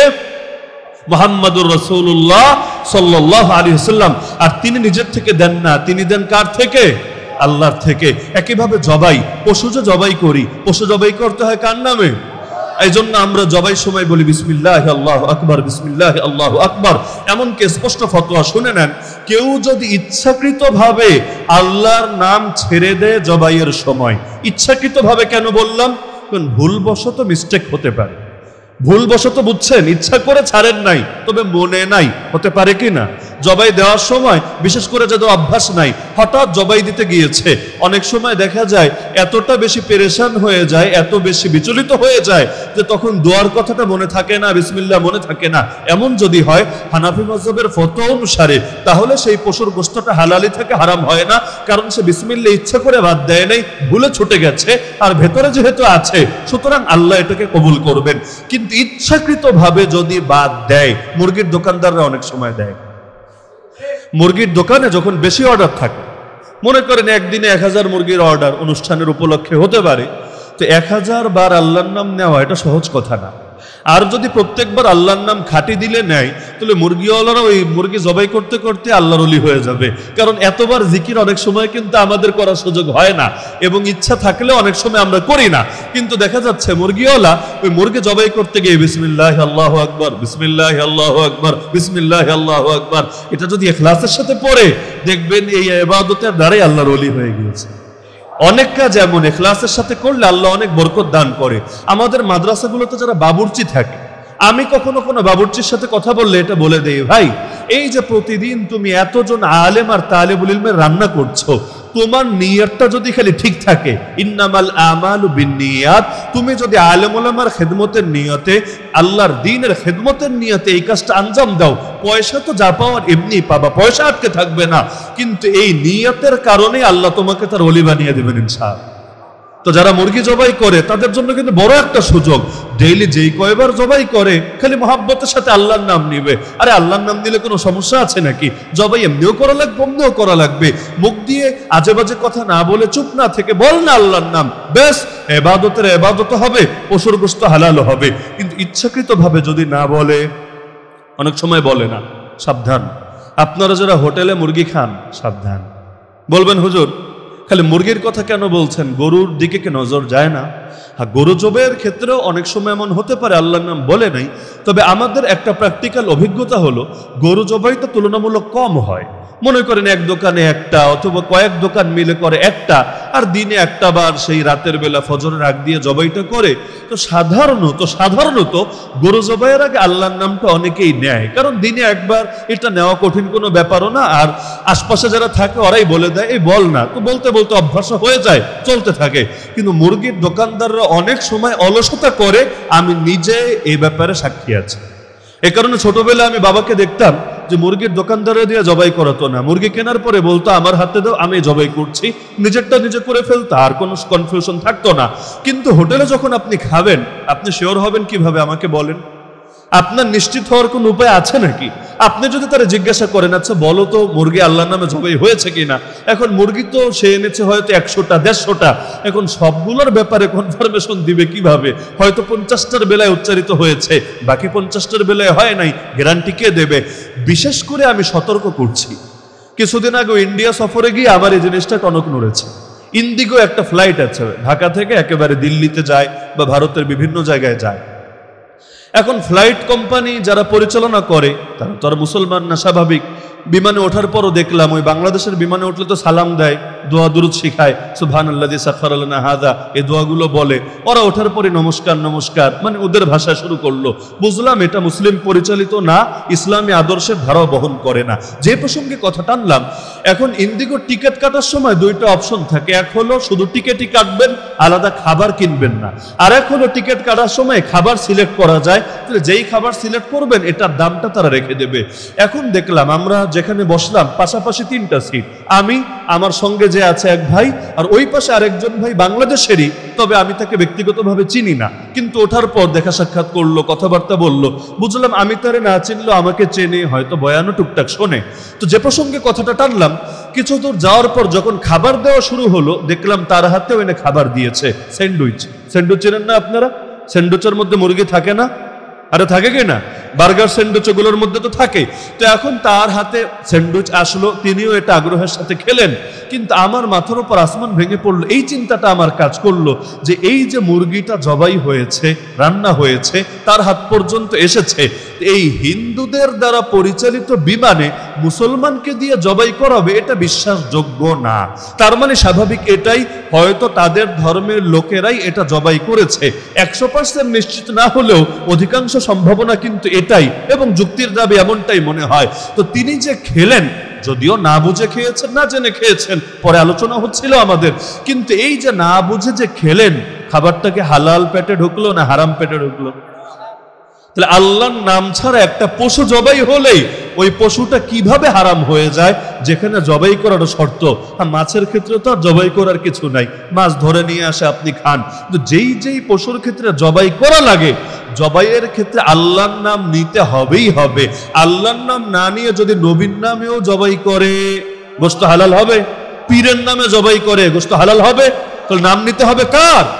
তো সুতরাং যারা বিদেশে সফর করবেন, যদি মুসলিম দেশ ছাড়া অন্য কোনো দেশে সফর করেন, আল্লাহর ওয়াস্তে ওই বিমানে উঠে খাবারের বেলায় সাবধান থাকবেন, যে কোনো সময় গোশতের বেলায় সাবধান থাকবেন। আর গোশত ছাড়া বাকি আইটেমের বেলায় এই টেনশনটা নাই। মনে করেন বিমানে না গেলেন, অনেকের থাকে এলাকায় হিন্দু ক্লাসমেট, হিন্দু কলিগ, হিন্দু প্রতিবেশী, থাকে না? আরে থাকে না? ওরা বিয়ে শাদীর সময় বা বিভিন্ন সময় আপনাদেরকে দাওয়াত দেয় না? দাওয়াত দেয়। বাসায় গেলে খাওয়া লাগে না? লাগে। ওই সময়ও আল্লাহর ওয়াস্তে এই বিষয়ে সতর্ক থাকবেন। যদি আপনি এমন কোনো আইটেম খান যেটা এই জাতীয় জবাইয়ের সাথে সম্পর্কিত না, মুরগিও না, গরুও না, শাকসবজি খেলেন, ভেজিটেবল আইটেম খেলেন, আর আপনি এতটুকু নিশ্চিত আছেন যে এখানে গরুর মুটটুত আবার মিশায় নাই। অনেকে বরকতের নিয়াতে মিশায় না, মিষ্টির দোকানেও মিশায়, দইয়ের মধ্যেও মিশায়, রসমালের মধ্যেও মিশায়, এরকম কোনো নাপাকি মিশায় নাই, নাপাকের কোনো আশঙ্কা নাই, পাক পবিত্র আছে। এখন এই জাতীয় খাবার যদি পেশ করে খেতে পারেন, না জায়েজ না, এতটুকু সুযোগ ইসলামে আছে। তবে গোশত কিন্তু খাওয়ার সুযোগ নাই। এতে যদি বন্ধুত্ব ছুটে যাবে, যাক না, আল্লাহ বড় না বন্ধুত্ব বড়। একইভাবে কেউ কোন স্কুলে আছেন, কলেজে আছেন বা কোন অফিসে আছেন, আপনার টিচার বা আপনার অফিসার হিন্দু বা খ্রিস্টান হতে পারে না? আরে হতে পারে না? আমি দেখেছি অনেকে দুইটা কাজ করে, সাবধান। কেউ গিয়ে ওদেরকেও সালাম দেয়। অনেকে আছে বেশি সুশীল আর কি, সালাম দেওয়ার ক্ষেত্রে ভাগাভাগি করে না, আসসালামু আলাইকুম স্যার বলে না, আরে বলে না। আর কেউ হলো আরেক ধাপ অ্যাডভান্স, এরা সালাম দেয় না, ওদের ধর্মেরটা দেয়, আদব, নমস্কার, নমস্তে বলে না কি বলে না। এই রকম লোক আমি কমই পেয়েছি যে হয়তো সালামও দেয় না, আবার এই নমস্কার, আদব টাদব এগুলো কিছুই বলে না, বরঞ্চ অন্য কিছু বলে পাশ কাটায় দেয়। এক্সকিউজ মি বলুক, থ্যাংক ইউ ইত্যাদি যা কিছু বলে বলুক গিয়া, ওগুলো তো ধর্মীয় কথা না। কিন্তু ধর্মীয় কথাগুলোর ব্যাপারে স্পষ্ট মাসালা মনে রাখেন, কোন কাফের মুশরিকরে সালাম দেওয়া জায়েজ নাই। আপনার টিচার হোক, আপনার অফিসার হোক, আপনার কলিগ হোক, এমনকি দেশের প্রধানমন্ত্রী হোক, রাষ্ট্রপতি হোক, বিচারক হোক, যা মনে চায় তা হোক, কিন্তু একমাত্র মুসলমান ছাড়া কাউকে সালাম দেওয়া জায়েজ নাই। মনে থাকবে, সালাম দেওয়া যাবে একমাত্র কাকে?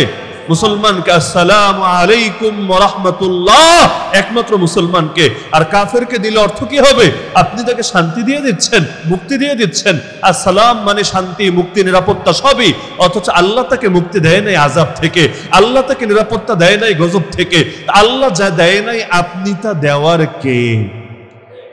একান্ত যদি কেউ ঠেকায় পড়ে যে এখানে না বললে আমার চাকরি চলে যাবে, আমার এখানে স্কুলের খাতা থেকে নাম কাটা যাবে, ওই সমস্ত ক্ষেত্রে একটা সুযোগ আছে, সুযোগ, সেটাও এভাবে ডাইরেক্ট না, বাক্যটা একটু ডিফারেন্ট। আসসালামু আলাইকুম বলা যায় না, বলা যায় আসসালামু আলা মানিত্তাবাল হুদা। আসসালামু আলা মানিত্তাবাল হুদা, বাংলা অনুবাদ হলো যারা হেদায়েতের অনুসারী তাদের উপর শান্তি বর্ষিত হোক। তো হেদায়েতের অনুসারী তো ও না, হেদায়েতের অনুসারী মুমিনরা, মুসলিমরা, তাদের উপর শান্তি বর্ষিত হোক। মানে বলছেন ওর সামনে, কিন্তু দোয়া করছেন আরেকজনের জন্য। এই টাইপের যদি দোয়া করেন তাহলে সেটা জায়েজ আছে। এখন বলবেন হুজুর এত বড় বাক্য বললে তো টের পেয়ে যাবে। হ্যাঁ, কৌশল করেন আপনি। ওই আজকাল ডিজিটাল সালাম দেয় না, সালাম দেয় না টাইপের, আপনি কৌশল করে আসসালামু, এটা খালি জোরে বলেন, আলা মানিত্তাবাল হুদা এটা আস্তে করে বলেন, তার কানে পুরোপুরি হয়তো গেল না, সে আসসালামু শুনে ভাবলো আপনি তো আলাইকুম ওয়া রাহমাতুল্লাহি বলেছেন, আসলে ওটা বলেন নাই, আপনি আস্তে করে এটাকে ডাইভার্ট করে দিয়েছেন, অন্যদিকে ঘুরিয়ে দিয়েছেন। কিন্তু ডাইরেক্ট আসসালামু আলাইকুম বলা যাবে না, এটাই কথা। মনে থাকবে, মনে থাকবে। আর আদব নমস্কার বলার কোনো প্রশ্নই আসে না। ইসলাম ধর্মে অন্য কোনো ধর্মের সাদৃশ্য গ্রহণ করা যাবে না। মুসলমান ইসলামী আদর্শ নিয়ে চলতে হবে, ইসলাম পূর্ণাঙ্গ আদর্শ। বিজাতীয় আদর্শ গ্রহণ করাকে ইসলাম হারাম করেছে। এমনকি স্পষ্ট ফতোয়া, যে যার সাদৃশ্য ধরবে কিয়ামতের দিন তার হাসরও তার সঙ্গে হবে। আপনি মুসলমান হয়ে হিন্দুর বেশ ধরবেন, হাসর হিন্দুর সাথে, খ্রিস্টানের বেশ ধরবেন, হাসর খ্রিস্টানের সাথে, কাফের মুশরিকের বেশ ধরবেন, হাসরও কাফের মুশরিকের সাথে। মুসলমানকে মুসলমানের বেশ ধরেই চলতে হবে, অন্য কিছু সুযোগ নাই। এমনকি আধুনিক রাষ্ট্রে মুসলমানকে অনেক ক্ষেত্রে কাফের মুশরিকদের আদর্শ মানতে বাধ্য করা হয়। এই যে খাম্বা পূজা হয় না, রাগ করছেন নাকি? খাম্বা পূজা বুঝেন? অমুক দিন অমুক খাম্বার সামনে দাঁড়িয়ে নির্দিষ্ট পন্থায় কিছু একটা কাজ করা লাগবে আর কি, ওটাও ইবাদত। ইবাদতের যেমন তরিকা আছে না, রুকু, সেজদা, কিয়াম, আমাদের নামাজের একটা তরিকা আছে, ওখানেও কাজের তরিকা আছে। ওই তরিকার বাইরে যদি কেউ কাজ করে, লুকমা দিয়ে দিবে, ভুল ধরবে, পত্রপত্রিকায় রিপোর্ট পর্যন্ত হবে। যেমন মনে করেন খালি পায়ে যেতে হবে, জুতা পায়ে যাওয়া যাবে না, যদি জুতা পায়ে যায় পত্রিকায় রিপোর্ট হবে। ডান হাত দিয়ে দিতে হবে, বাম হাত দিয়ে দেওয়া যাবে না, পত্রিকায় রিপোর্ট হবে। তো এই যে বিভিন্ন সময় বেদিতে, খাম্বাতে পূজা অর্পণ করা হয়, ইসলামকে শিক্ষা দিয়েছে। বলবেন হুজুর সব জায়গায় ইসলাম টানেন কেন? তো যে জায়গায় ইসলাম টানবো না সে জায়গায় কি টানবো আপনি আমাকে বলেন? ইসলাম তো পূর্ণাঙ্গ দিন। পূর্ণাঙ্গ মানে মাথার চুল থেকে পায়ের নখ, জীবনের শুরু থেকে জীবনের শেষ, সব জায়গায় টানতে হবে। জন্ম নেওয়ার পর আমার ডান কানে আর বাম কানে এসে কি বলা হয়েছে? আব্বা গো, আম্মা গো, প্রধানমন্ত্রী গো, রাষ্ট্রপতি গো, নাকি বলা হয়েছে আল্লাহু আকবার? আরে আপনাদের কানে কি বলা হয়েছে? নিজেরটা মনে না থাকলেও নিজের বাচ্চা কাচ্চা ভাই বেরাদার একটা তো মনে আছে। ডান কানে বাম কানে এসে কি বলেছে? আল্লাহু আকবার। আযান আর ইকামত, মরার পর আপনার লাশটাকে সামনে রেখেও কি বলা হবে? আল্লাহু আকবার। তার মানে জীবনের শুরু থেকে শেষ আল্লাহকেই দেখতে হবে, আল্লাহকেই সর্বোচ্চ মর্যাদা দিতে হবে। আকবার মানে যিনি সবার চাইতে বড়, যার চাইতে বড় কেউ হয় না। এবার আমাকে বলেন, আল্লাহ বড় না সংবিধান বড়? আল্লাহ বড় না রাষ্ট্র বড়? আল্লাহ বড় না নেতা নেত্রী বড়? আল্লাহ বড় না দল বড়? তো এই বড় হওয়ার মানেই হলো যেখানে এসে আল্লাহর সঙ্গে অন্য কিছু সাংঘর্ষিক হবে, আল্লাহকে বাদ দেওয়া যাবে না, প্রয়োজনে অন্যটা বাদ দিয়ে দিতে হবে। অনেক কিছু তো চেঞ্জ হচ্ছে। এই যে গত কয়েকদিন আগ পর্যন্ত কেউ যদি ক্ষমতায় আসতো অথবা বিচারক হতো, যাই হতো, কোনো একটা পদে আসলেই তাকে ঢাকা থেকে পদ্মা ব্রিজ হয়ে গোপালগঞ্জ গিয়ে টুঙ্গিপাড়ায় মাজার শরীফ জিয়ারত করে আসা লাগতো। এমনকি এইটা না, শুধু 15 তারিখ না, দায়িত্ব গ্রহণ করলে আপনি দায়িত্ব পালন শুরু করার আগেই দেখবেন আজকে শপথ পাঠ করেছে, চেয়ারে বসার আগেই মাজার শরীফ জিয়ারত করে এসেছে। এখন কেন যায় না রে ভাই? যাওয়া যাওয়াই কেন বন্ধ হয়েছে? এটার পক্ষে আইন ছিল তা না, কিন্তু অঘোষিতভাবে নিয়ম নীতি এটা বানিয়ে দিয়েছে। এখন ওটা তো বন্ধ হয়েছে, অন্যগুলো চালু আছে। যে অমুক জায়গায় গিয়ে ফুল দিতে হবে। আচ্ছা আমাকে বলেন, কয় কেজি ফুল দিলে কবরের মানুষ সুখ পাবে? বলেন না। যে হুজুর 10 কেজি ফুল দিলে কবরে 1 ঘন্টা শান্তি, 20 কেজি ফুল দিলে 2 ঘন্টা শান্তি, আর 100 কেজি দিলে আরেকটু লম্বা টাইমের জন্য শান্তি, এরকম কোন ফতোয়া জানা আছে নাকি? যদি না থাকে, হুদাই ফুলগুলো দিয়ে অপচয় করছেন কেন? এই টাকা দিয়ে দান সদকা করেন, এই টাকা দিয়ে গরিব দুঃখীর খেদমত করেন। আরে বছরে নির্দিষ্ট কয়েকটা দিবসে যেই টাকাগুলো ব্যয় হয় ফুলের পেছনে, ওই টাকাগুলো যদি আমাদের মাজলুমদের পেছনে ব্যয় হতো, আহতদের পেছনে ব্যয় হতো, গরিব দুঃখী মানুষের পেছনে ব্যয় হতো, বাংলাদেশের চিত্রটাই অনেক ক্ষেত্রে বদলে যেত। এই এক চেতনা চেতনা চেতনা গোটা জাতিটাকে ধ্বংস করে ছেড়েছে। এক চেতনা দিয়ে এক এক সময় এক একটা ব্যানার সামনে আনে, কিন্তু হাতের 2 রকম দাঁত থাকে। কিছু থাকে দেখানোর জন্য, এটা শুধু দেখায়, এটা দিয়ে খায় না। আর কিছু দাঁত থাকে খাওয়ার জন্য, ওগুলো ভেতরে আড়াল থাকে, ওটা আর দেখায় না। এখন বাংলাদেশেও দেখবেন পদে পদে 2 রকম দাঁতের ব্যবহার পাওয়া যায়, কুছ দেখানে কে লিয়ে, কুছ খানে কে লিয়ে। এই যে বাংলাদেশে বড় বড় মেগা প্রজেক্ট হলো না, কি হয়েছে না? পদ্মা সেতু mega project, Rooppur mega project, আবার সেই টানেল আছে বঙ্গবন্ধু টানেল মেগা প্রজেক্ট। এরকম মেগা প্রজেক্টের নাম শোনেন নাই? শুনলে তো ভালোই লাগে। মেগা প্রজেক্ট উপর দিয়ে গেলেও আসলে ভালোই লাগে, আমি স্বীকার করি। পদ্মা সেতুর উপর দিয়ে ধরেন আমার সপ্তাহে অন্তত অনেক সময় 1-2 বার যাতায়াত পরে ভালোই লাগে। আগে যে হয়রানি ছিল ওই জায়গাগুলোতে, বিশেষ করে ওই যে মাওয়ায় ফেরি পার হতে জিন্দেগি মোটামুটি তেজপাতা হয়ে যেত, ভালোই লাগে। কিন্তু দুঃখটা লাগে কখন জানেন? যখন দেখি মেগা প্রজেক্ট গুলোর আড়ালে মেগা মেগা বড় বড় দুর্নীতি লুকিয়ে আছে। এখন মেগা প্রজেক্ট তো ভালো, অবশ্যই ভালো, যেটা ভালো সেটাকে ভালো বলতেই হবে। আপনি যে দলের যে মতের হন, ভালোকে ভালো বলতে হবে, সন্দেহ নাই। তো ভালোর তলে যদি কালো থাকে, বাতির তলায় যদি অন্ধকার থাকে, তাহলে কি এটাকে সার্বিক ভালো বলা যায়, নাকি ডাল মে কুছ কালা হ্যায় এটা বলা লাগে? এই যে ভারত কত সুন্দর সুন্দর কথা বলে সংখ্যালঘুদেরকে নিয়ে, শুনলে আসলে ভালোই লাগে। কত সুন্দর একটা গণতান্ত্রিক দেশ, সেকুলার দেশ, কত মায়া সংখ্যালঘুদের জন্য। পারলে যেন বাংলাদেশের সংখ্যালঘুদেরকে কোলে নিয়ে চুমু খায়, পারলে যেন ওদেরকে একেবারে বাংলাদেশের ভিভিআইপি বানিয়ে দিয়ে যায়। কত মায়া, কত দয়া। কিন্তু আমি তো নিজে দেখে এসেছি ওদের দেশের সংখ্যালঘু যারা, মানে মুসলমানরা আর কি, এই মুসলমানদের সঙ্গে যে নির্মম নৃশংস বর্বর আচরণ করে, ওই ভারত সরকারকে যদি প্রতিদিন সকাল বিকাল রুটিন করে করে জুতা দিয়ে বাইরানো হয়, তাহলে আমি মনে করি জুতার অপমান হবে। এর চাইতে বড় কিছু ওরা ডিজার্ভ করে। কি পরিমাণ নিকৃষ্ট আচরণ করে নিজের সংখ্যালঘুদের ক্ষেত্রে, তখন নীতির কথা মনে থাকে না। কিন্তু আরেক দেশে আইসা সবক দেওয়ার সময় তখন কি সুন্দর সুন্দর নীতির ফুলকলি ঝরতে থাকে। মনে হয় এদের মতো সাধু বাবা আর কোথাও খুঁজে পাওয়া যাবে না। কি আজীব এক তামাশা। এই সমস্ত জিনিসকে বলে ভণ্ডামি, মানে হলো বাইরে এক রূপ আর ভেতরে হলো আরেক রূপ।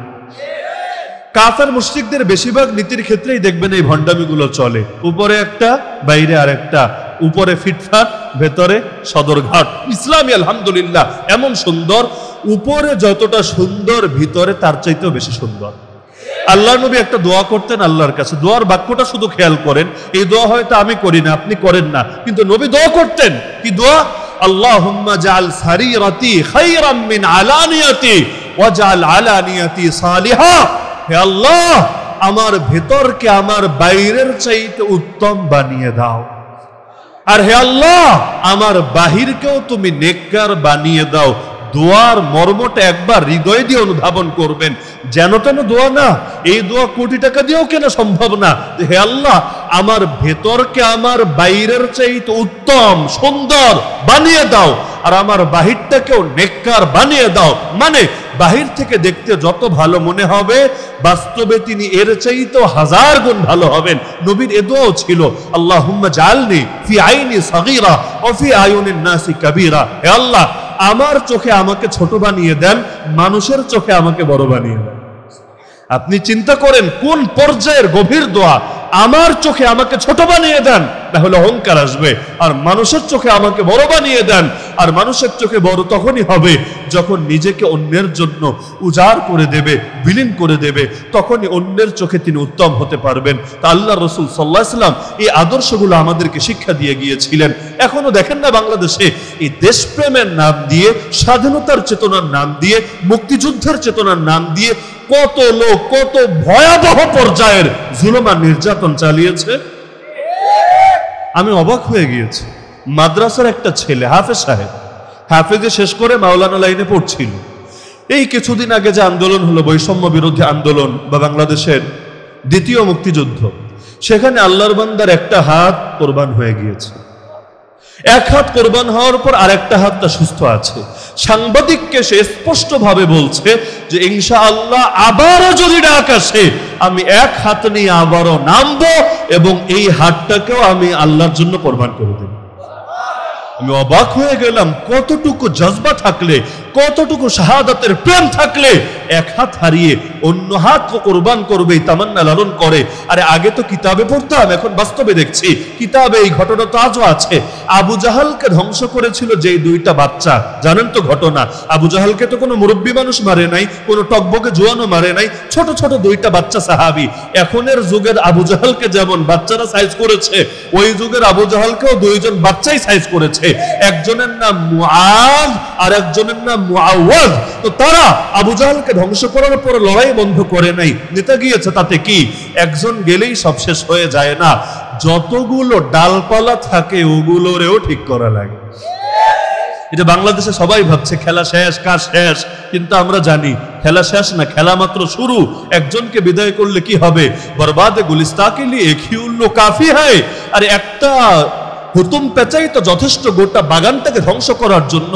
কিন্তু বাগানের ডালে ডালে এত কাল ধরে হাজার হাজার হুতুম পেঁচা বসিয়ে রাখা হয়েছে। একজন না থাকলে কি হবে? যতদিন পর্যন্ত অন্য সাঙ্গপাঙ্গ আর ডালপালাগুলোর চিকিৎসা না হবে, ততদিন পর্যন্ত রিস্ক আর ঝুঁকি থেকেই যাবে। আবু জাহালকে ধ্বংস করার পরও লড়াই চালিয়ে যাচ্ছিল।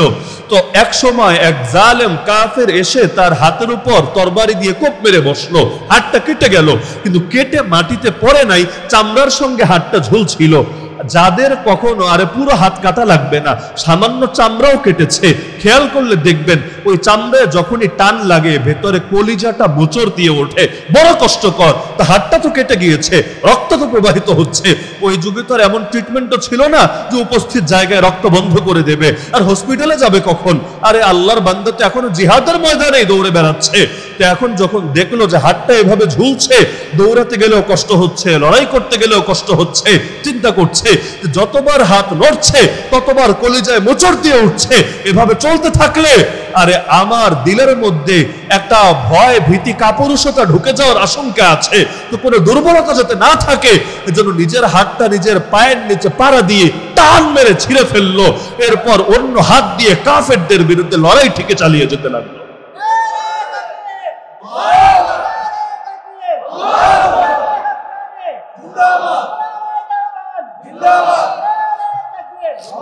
তো সেই ছেলের কথাটা শোনার পর আমার শুধু ওই দৃশ্যটাই মনে পড়ছিল যে সেও ছিল আল্লাহর নবীর মাদ্রাসার ছাত্র, এই বাচ্চাও এই যুগের সেই কওমি মাদ্রাসার ছাত্র।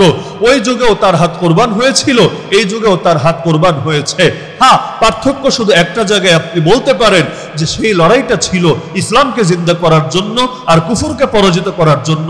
এই লড়াইতে ইসলাম জিন্দা করার জন্য ছিল না, ছিল জুলুমকে নিরোধ করার জন্য, বৈষম্যকে দূর করার জন্য। আমি বলবো ইসলামকে জিন্দা করার প্রাথমিক একটা পদক্ষেপই হলো এটা যে জুলুমকে নিশ্চিহ্ন করতে হবে, তাগুতকে উচ্ছেদ করতে হবে। জুলুমের অবসান যদি না হয়, অন্ধকার যদি দূর না হয়, আলো কিভাবে আসবে? ফসল ফলাতে চাইলে আগে তো আগাছাকে উপড়ে ফেলতে হবে। এই যে আন্দোলনে যে মাদ্রাসা ছাত্রগুলো নেমেছে, যাদেরকে আমি ব্যক্তিগতভাবে জানি, প্রত্যেকেই জিহাদের জজবা নিয়েই কিন্তু নেমেছে। তারা কাউকে বসানোর জন্য যায় নাই, কাউকে উঠানোর জন্য যায় নাই।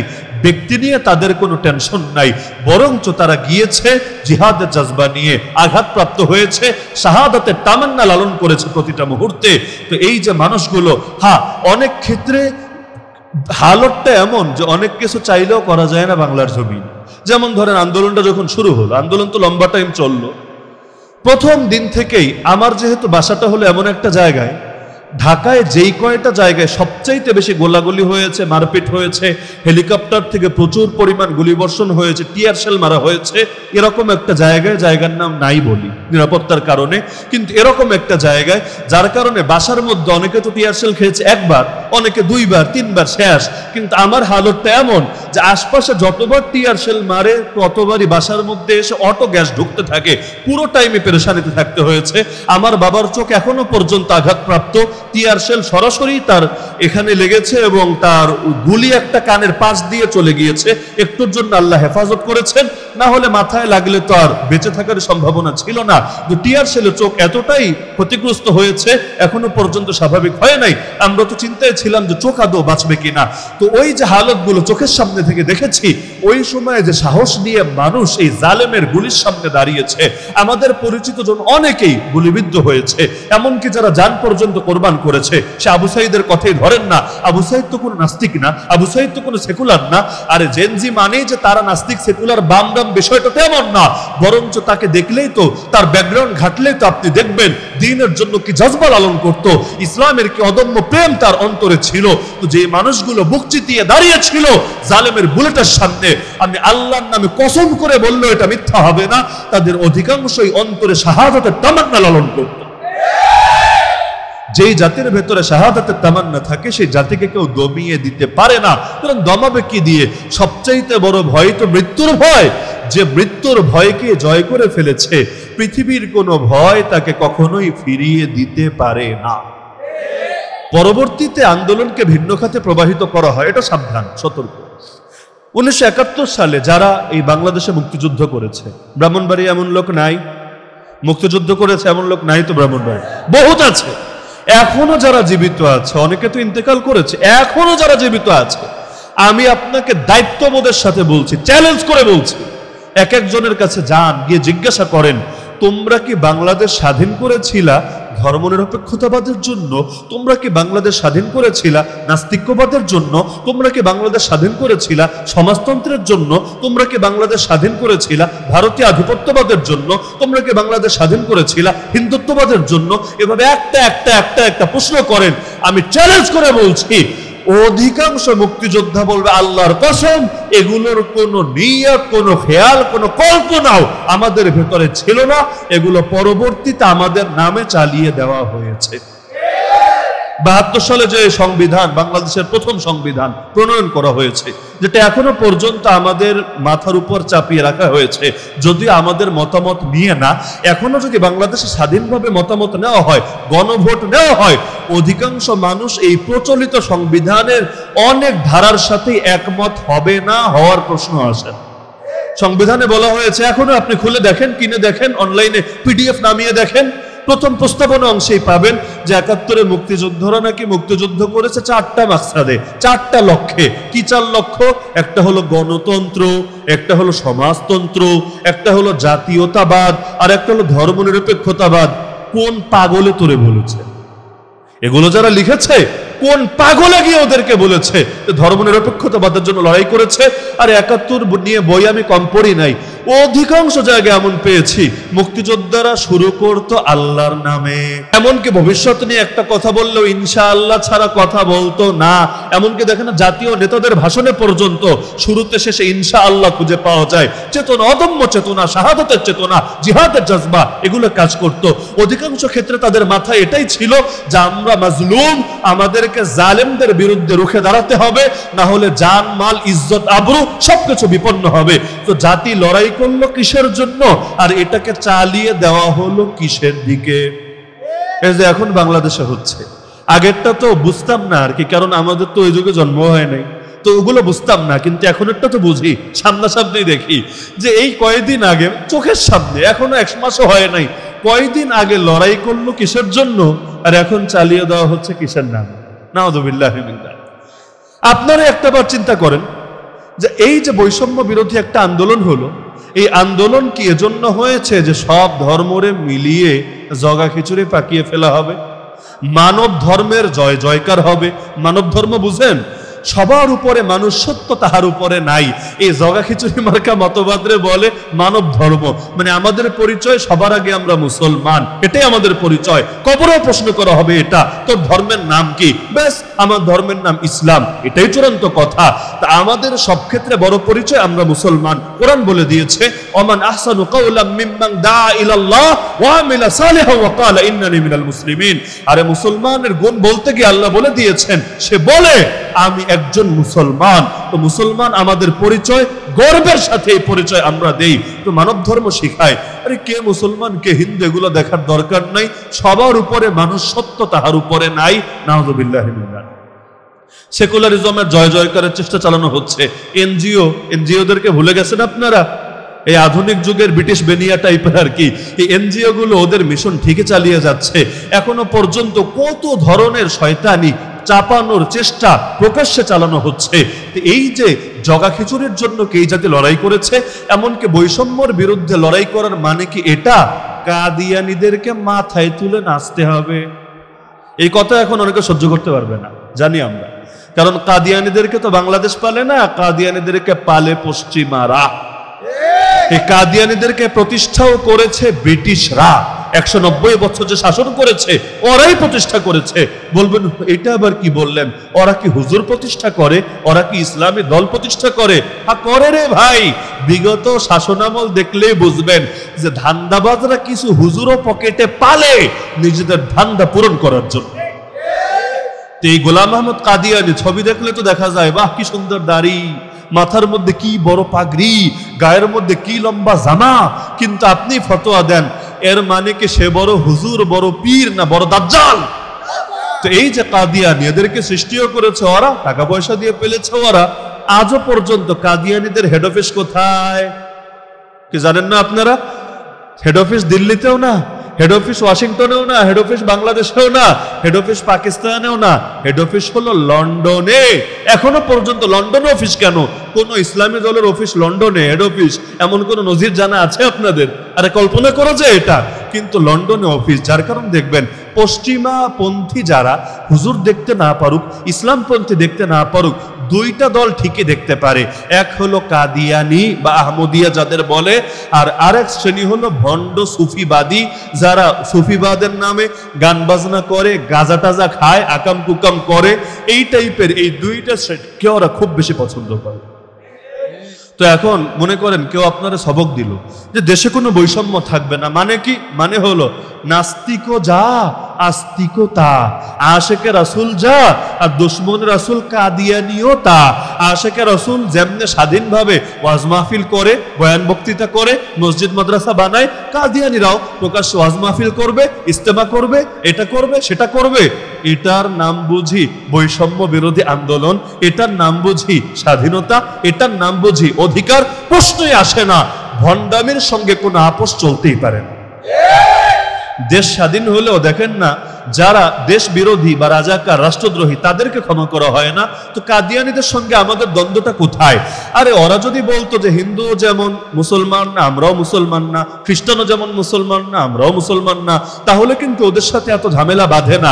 হিন্দু যেমন আছে, খ্রিস্টান যেমন আছে, বৌদ্ধ যেমন আছে, উপজাতি যেমন আছে, ওরাও থাকবে, সংখ্যালঘু হয়ে থাকবে। এমনকি পুলিশ যদি চায় ওদের নিরাপত্তা দেবে, ওরা ওদের মতো চলবে, চলুক না। কিন্তু ঝামেলায় তো এখানে ওরা মুসলমান না কিন্তু মুসলমানের পরিচয় ব্যবহার করবে। এই ভণ্ডামি আর ধোঁকাবাজি তো কিছুতেই মেনে নেওয়া যেতে পারে। পৃথিবীতে কেউ এগুলো সহ্য করে না। যে বাঙালি না সে বাঙালি পরিচয় কেন ব্যবহার করবে? যে মনে করেন বিএনপি না সে বিএনপির নাম কেন ধারণ করবে? যে আওয়ামী লীগ না সে আওয়ামী লীগের পরিচয় কেন ব্যবহার করবে? দলগুলো কিন্তু এটা মেনে নেয় না, এগুলোর বিরুদ্ধে অবস্থান নেয়। তাহলে যে মুসলমান না মুসলমানের পরিচয় কেন ধারণ করবে? এমনকি কাদিয়ানীদের পক্ষে যদি এখন এখন এখন বড় বড় লোকেরা বলে মানার সুযোগ আছে, আরে মানার সুযোগ আছে, সাবধান সাবধান সাবধান। এই হিকমত আমাদেরকে শেখাতে আইছেন না হুজুর। এক জুলুম থেকে তো মুক্তি পেয়েছেন, এখন শুকর আলহামদুলিল্লাহ বলেন। এখন যত আকাম কুকাম করুক প্রতিবাদ কইরেন না। আল্লাহর কসম, আল্লাহ নবীর সাহাবীরা যে কথা বলেছেন আমাদেরও কথা সেটা, নাহনুল্লাযীনা বায়াউ মুহাম্মাদা আলাল জিহাদি মা বাকিনা আবাদা। আমরা সেই জাতি যারা মুহাম্মদ সাল্লাল্লাহু আলাইহি ওয়াসাল্লামের সঙ্গে শপথবদ্ধ হয়েছি, যতদিন বেঁচে থাকবো বাতিলের বিরুদ্ধে, ভণ্ডামির বিরুদ্ধে, জুলুমের বিরুদ্ধে, ফিতনার বিরুদ্ধে, জাহেলিয়াতের বিরুদ্ধে, কুফর শিরকের বিরুদ্ধে, বেদাতের বিরুদ্ধে আমরণ লড়াই চলছেই চলবে, চলছেই চলবে, যা যেতে পারে। কিন্তু এই লড়াই কিছুতেই শেষ হতে পারে না।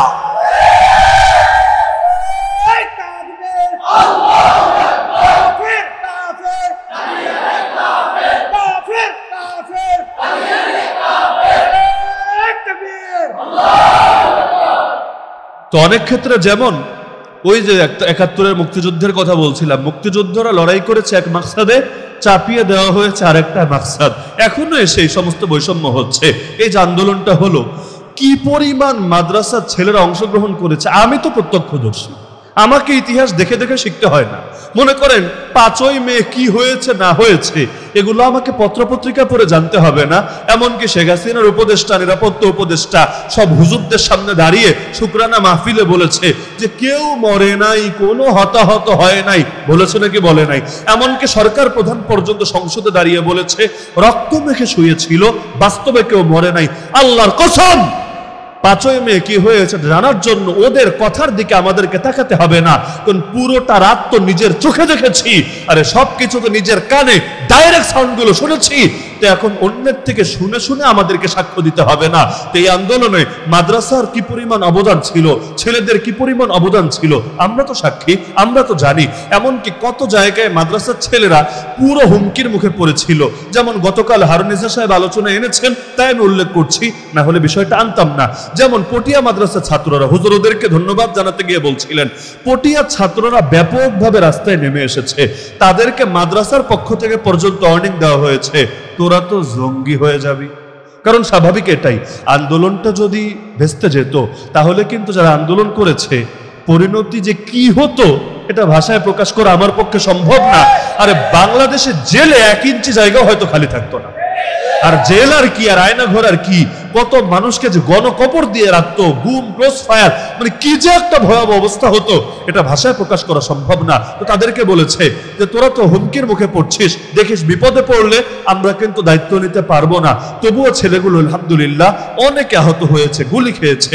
আমরা তো মেডিকেলগুলোতে বিভিন্ন টিম পাঠাচ্ছি, সফর করাচ্ছি, তো যার কারণে সার্বিক আপডেটগুলো পাচ্ছি। এখনো প্রায় দিনই বিভিন্ন মেডিকেল থেকে শাহাদাতের সংবাদ ভেসে আসছে, অনেকে আহত হয়ে পড়ে আছে, টাকার অভাবে চিকিৎসাও করাতে পারছে না। স্বাস্থ্য উপদেষ্টা খালি ওয়াদা দেয় আর দেয় আর দেয়, আমরা দায়িত্ব নিব, হ্যাং করবো ত্যাং করবো, কিন্তু বলা পর্যন্তই, বাস্তবে তেমন কিছু হচ্ছে না। শেখ আহমদুল্লাহ সুন্নাহ ফাউন্ডেশন থেকে ৫ কোটি টাকা ইতিমধ্যে ব্যয় করেছেন, আরো ৫ কোটি টাকা ব্যয় করার চেষ্টায় আছেন। 10 কোটি এটা যেন তেন এমন কিন্তু না, তারপরে তিনি বলতে বাধ্য হচ্ছেন যে যেই পরিমাণ জরুরত তার তুলনায় 10 কোটি কিছুই না, কিছুই না, যে এত পরিমাণ দরকার। তো পটিয়ার ছাত্ররা আলহামদুলিল্লাহ যখন আন্দোলন সফল হলো এখন গোটা জাতি গর্ব করছে, মাশাআল্লাহ এরা তো নতুন প্রজন্মের মুক্তিযোদ্ধা, এরা তো সাহসী সন্তান। মানে জিনিসটাই এমন, যদি আপনি বিজয়ী হয়ে যান তাহলে সবাই মাথায় তুলে নাচবে, আর যদি পরাজিত হন আরে আমাদের কেউ না কেউ দায়িত্বও নেবে না। বড় দুঃখের জায়গা আছে, আমাদের কিছু কষ্টের জায়গা আছে। যে একটা বছর জেল খেটেছে না, আমি অন্তত বলতে পারবো যে একটা মানুষও বাংলাদেশে প্রকাশ্যে কিসের সভা সমাবেশ মিছিল মিটিং কোথাও আমাদের নাম উচ্চারণ করেনি। মুক্তি চাওয়া পরের কথা, যে একটা মানুষ বন্দী আছে, মাজলুম হয়ে আছে, একটা বছর, এক রমজানে ঢুকলাম আর এক রমজানে বের হলাম, কিন্তু কেউ নাম নিয়েছে এমন কথা প্রকাশ্যে কেউ এসে বলতে পারবে না। এই যে কষ্টগুলো তো আমাদের দিলেও তো আছে। ওই সময় কত আপনজনরা পর্যন্ত মুখ ফিরিয়ে নেয়, ছি ছি ছি, ভেবেছিলাম ভালো, এখন দেখি জঙ্গি। ওই 21 সালে মনে নাই 1400 জন হুজুর একসঙ্গে গ্রেফতার হলো, আপনাদের বিবারিয়া থেকেও হয় নাই? এখন আমাদেরও ভাগ্য ভালো, যেটাই বলেন ভালো বা মন্দ, আমরাও গ্রেফতার হলাম। তো কত আপনজনের ভিন্ন রূপ যে দেখেছি। আলহামদুলিল্লাহ, বের হওয়ার পর তো আল্লাহ লস করার নাই। জুলুম হয়েছে কিন্তু লস হয়েছে? আরে বলেন লস হয়েছে? লস তো হয় নাই। আরে এখন থেকে সেই মানুষগুলাই বলে আমাদের ছেলে, আমাদের এলাকার সন্তান, আমাদের আত্মীয়, আমাদের এই সেই। মানে আমি চিন্তা করি, দুদিন আগে সুরকি ছিল, দুদিন পরে সুরকি হলো। অনেকে তো ভেবেছে আর মনে হয় বের হবেই না, তো বের যদি নাই হয় খুদাই তার নাম নিয়ে নিজেদের রিস্কে ফেলার কি দরকার? এখন যখন দেখে না চিত্র ঘুরে গিয়েছে, আমি অবাক হই। এই যে মাওলানা জসিমউদ্দিন রহমানী, সে 2013 সাল থেকে বন্দী, আজ 2024। হ্যাঁ, তার সঙ্গে আপনার মাসালাগত ইখতিলাফ থাকতে পারে, আমারও আছে, থাক না, কিন্তু মাসালাগত ইখতিলাফ থাকার মানে এটা না একজন মাজলুম হবে আর আপনি বসে বসে ললিপপ খাবেন আর ভাববেন আল্লাহ আপনাকে এমনি ছেড়ে দেবে, কিছুই জিজ্ঞাসা করবে না। আর ইখতিলাফের সমাধান হবে ইলমি ভাবে। ইখতিলাফের মানে এটা না যে কারো উপর জুলুম হবে আর আপনি সেটাকে নীরবে সয়ে নেবেন। কারণ হাদিসে নবী স্পষ্ট বলেছেন, যদি একজনের উপর জুলুম হয়, অন্যরা সাহায্যে এগিয়ে না আসে, আল্লাহ যখন ওদেরকে পাকড়াও করবে, ওরা হাহাকার করলো, আল্লাহ আর ওদেরকে সাহায্য করবে। আল্লাহ বান্দাকে ততক্ষণ সাহায্য করে যতক্ষণ বান্দা তার মুমিন ভাইকে সাহায্য করে।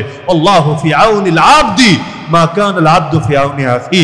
কিন্তু এই যে জসিমউদ্দিন রহমানী সাহেব জামিন হয়ে গিয়েছে, অতি শীঘ্রই আগামীকালের মধ্যে আল্লাহ চাইলে হয়তো মুক্তিপ্রাপ্ত হবেন। তো যখন বেরিয়ে আসবেন তখন দেখবেন আরে আমাদের হুজুর, আমাদের বড় ভাই, আমাদের এই সেই, গর্বের শেষ নাই। আমার এখনো মনে আছে রিমান্ডে যেই প্রশ্নগুলো নিয়ে আমাকে সবচাইতে বেশি ঝামেলা ফেস করতে হয়েছে, এর মধ্যে অন্যতম হলো, হুজুর আফগানিস্তানের পক্ষে কেন কথা বলেছেন? মানে কি জানি কবিরা গুনাহ করে ফেলেছি রে ভাই, কেন তালেবানের পক্ষে কথা বললেন, কেন এই বললেন, কেন সেই বললেন? এমনকি আমার এক বয়ানের মধ্যে মুফতি আমিন রহমাতুল্লাহ একটা স্মৃতিচারণ করেছিলাম। মুফতি আমিন সাহেবরা চিনেন না? হ্যাঁ, আপনাদের এলাকার এমপি, আপনারা না চিনলে কে চিনবে? মুফতি আমিন রহমাতুল্লাহ জামানে আমরা ছোট ছিলাম, একটা স্লোগান দেওয়া হচ্ছিল ওই সময় রাজপথে, আপনারা কেউ অভিজ্ঞতা আছে কিনা আমার জানা নাই। এই স্লোগানটা দেওয়া হতো, বাংলা হবে আফগান, আমরা হব। শুনেছেন এই স্লোগান? মুফতি আমিন রহমাতুল্লাহ জামানে এটা দেওয়া হতো, আলেম ওলামারা সাক্ষী আছেন। তো এই কথাটা আমি কারগুজারির জন্য বলছিলাম। কি প্রসঙ্গে যেন মুফতি আমিন সাহেবের নাম এসেছে, ওই ছোটবেলার কারগুজারি বলতে গিয়ে ওটা বলছিলাম যে হুজুরের সঙ্গে স্মৃতিটা এখনো মনে আছে। তার মিছিলের মধ্যে স্লোগান দেওয়া হচ্ছিল, আমারে গিয়ে রিমান্ডে ধরে বসেছে, এই স্লোগান আপনি কেন দিলেন? আমি বললাম আমি দিলেও আপত্তি ছিল না, কিন্তু এটা আমি দেই নাই, এটা আমি স্মৃতিচারণ করেছি, ওই সময় দেওয়া হয়েছে। বলল তাহলে কি আপনি জঙ্গি গোষ্ঠী তালেবানকে সমর্থন করেন? আমি বললাম ভাই, তালেবান জঙ্গি হবে কোন দুঃখে? তার দেশে আমেরিকা মারতে এসেছে, তাহলে বসে বসে কি চুপচাপ মাইর খাবে? মারতে আসলে তো আপনিও মাইর খাবেন না। আরে কুত্তাও মাইর খায় না, পিঁপড়াও মাইর খায় না। প্রত্যেকে নিজের সাধ্যে সর্বোচ্চটুকু দিয়ে হলেও প্রতিরোধ গড়ার চেষ্টা করে। তা আফগানিস্তান গিয়ে যদি আমেরিকায় মাইর দিত, তাই না আপনার গালিটা নয়তো মানতাম যে না তারা কি, তারা সন্ত্রাসী না জঙ্গি, কিন্তু মারতে এসেছে, তারা শুধু প্রতিরোধ গড়ে তুলেছে, মুক্তির লড়াই, মুক্তির যুদ্ধ করছে। তা আপনার তো বলা উচিত তারা মুক্তি যোদ্ধা, তাদেরকে জঙ্গি বলেন কোন মুখে? কিন্তু তারপরে বলছে না তারা আন্তর্জাতিক জঙ্গি, আমাকে এই শব্দ বলেছে, আন্তর্জাতিক জঙ্গি। শক্তি যার হাতে থাকে মুখে বলতে তো আর বাধে না। এই যে বাংলাদেশে অনেক মন্ত্রী এখন ঢুকছে, অনেকে আগে বড় বড় গলায় কথা বললে এখন বেশ কান্নাকাটি করছে। আমি ব্যক্তিগতভাবে কয়েকটা মানুষকে খুব মিস করছি। মিস করছে কেন? কারণ এক সময় তাদের সুরগুলো তো আমরা শুনেছি, যেমন আমাদের সাবেক স্বরাষ্ট্রমন্ত্রী মহোদয়, কে চেনেন না মনে হয় আপনারা? আমাদের হুজুর জাতির সাথে আলেম সমাজের সঙ্গে তার একটু স্পেশালি বোঝাপড়া আছে। যেই পরিমাণ বেইজ্জতি করেছে, যেই পরিমাণ ধোঁকাবাজি করেছে, যেই পরিমাণ হুজুরদেরকে তার দরবারে নিয়ে পেরেশান আর হয়রানি আর লাঞ্ছিত করেছে, এগুলোর ফয়সালা যতদিন না দেখবো দিলটা কিভাবে শান্ত হবে? যেই বাহিনী আমাদেরকে আটকে রেখেছে, আয়নাঘরে জুলুম করেছে, এমনকি ঈদের দিনটা পর্যন্ত সেখানে কাটাতে হয়েছে। ওই কাউন্টার টেরোরিজমের প্রধান যে, এর নাম হলো আসাদুজ্জামান, গোলু মোলু দেখতে চেহারা, বাস বেশ কিউটের ডিব্বা আর কি। তা আমার এটাও দেখতে মনে চায় কখন তার হাতে হাত করা পাওয়া যাবে।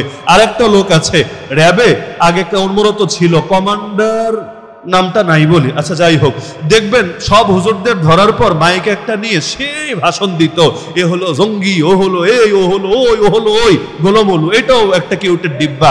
এইটার ব্যাপারে আমি অপেক্ষায় আছি, কবে এদেরকেও লাঞ্ছিত হতে দেখবো। আখেরাতের লাঞ্ছনা তো আছেই, তবে দুনিয়াতেও দেখার জন্য একটু ছটফট করছে আর কি। আর নাটের গুরু যেই বেড়ি,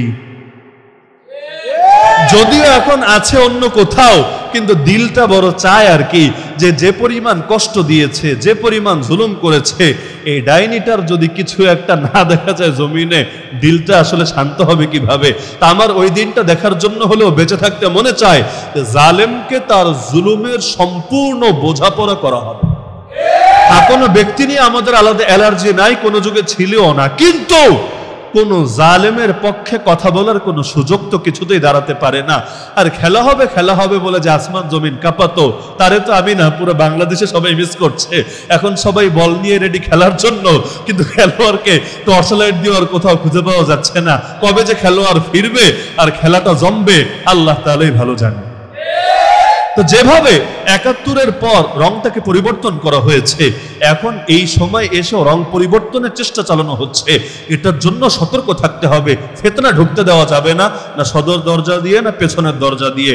আলোচনা শেষ করি একটা আখেরি সবক দিয়ে, সেটা হলো সবকিছু যেহেতু আল্লাহর জন্যই, মুমিনের জীবনের মূলই এটা যে আমার জীবন আল্লাহর জন্য, মরণ আল্লাহর জন্য, নামাজও আল্লাহর জন্য, কোরবানি আল্লাহর জন্য, মহাব্বত ভালোবাসাও আল্লাহর জন্য। এমনকি কোনো মানুষকে ভালোবাসলে তাকেও ভালোবাসতে হয় কার জন্য? আল্লাহর জন্য। তাহলে এখান থেকে আমাদের সবক কিন্তু এটাই হওয়া উচিত, আমাদের যে ভাইয়েরা পুলিশ বাহিনীতে কর্মরত আছে, কি তারা আমার কথা শুনছে না?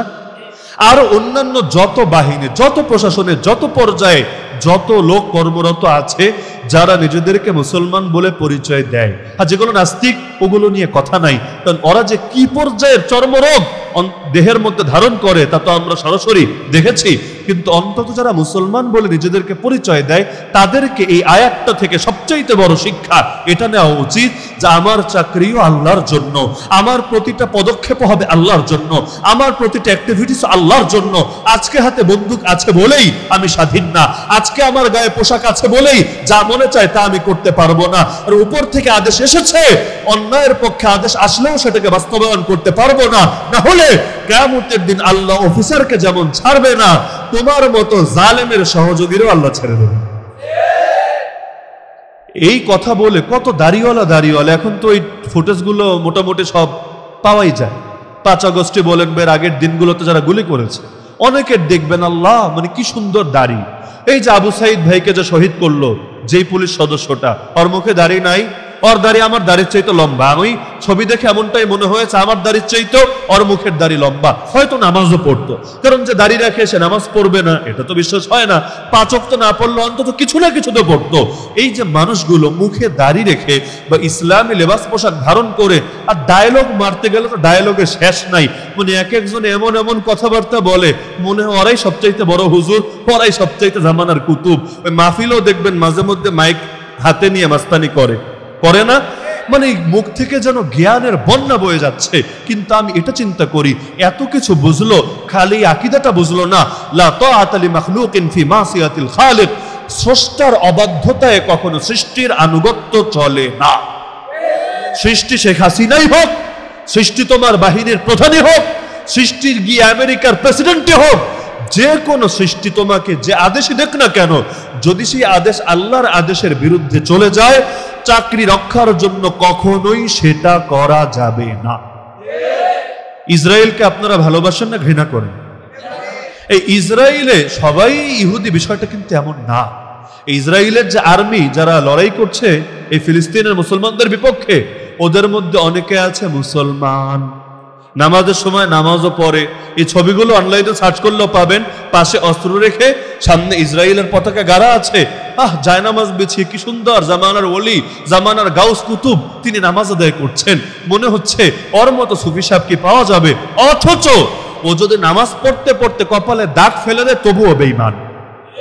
কারণ মুসলমানদের বিপক্ষে কাফেরদেরকে কেউ যদি সহযোগিতা করে ঈমান আর থাকে না, ঈমান যায় বরবাদ হয়ে।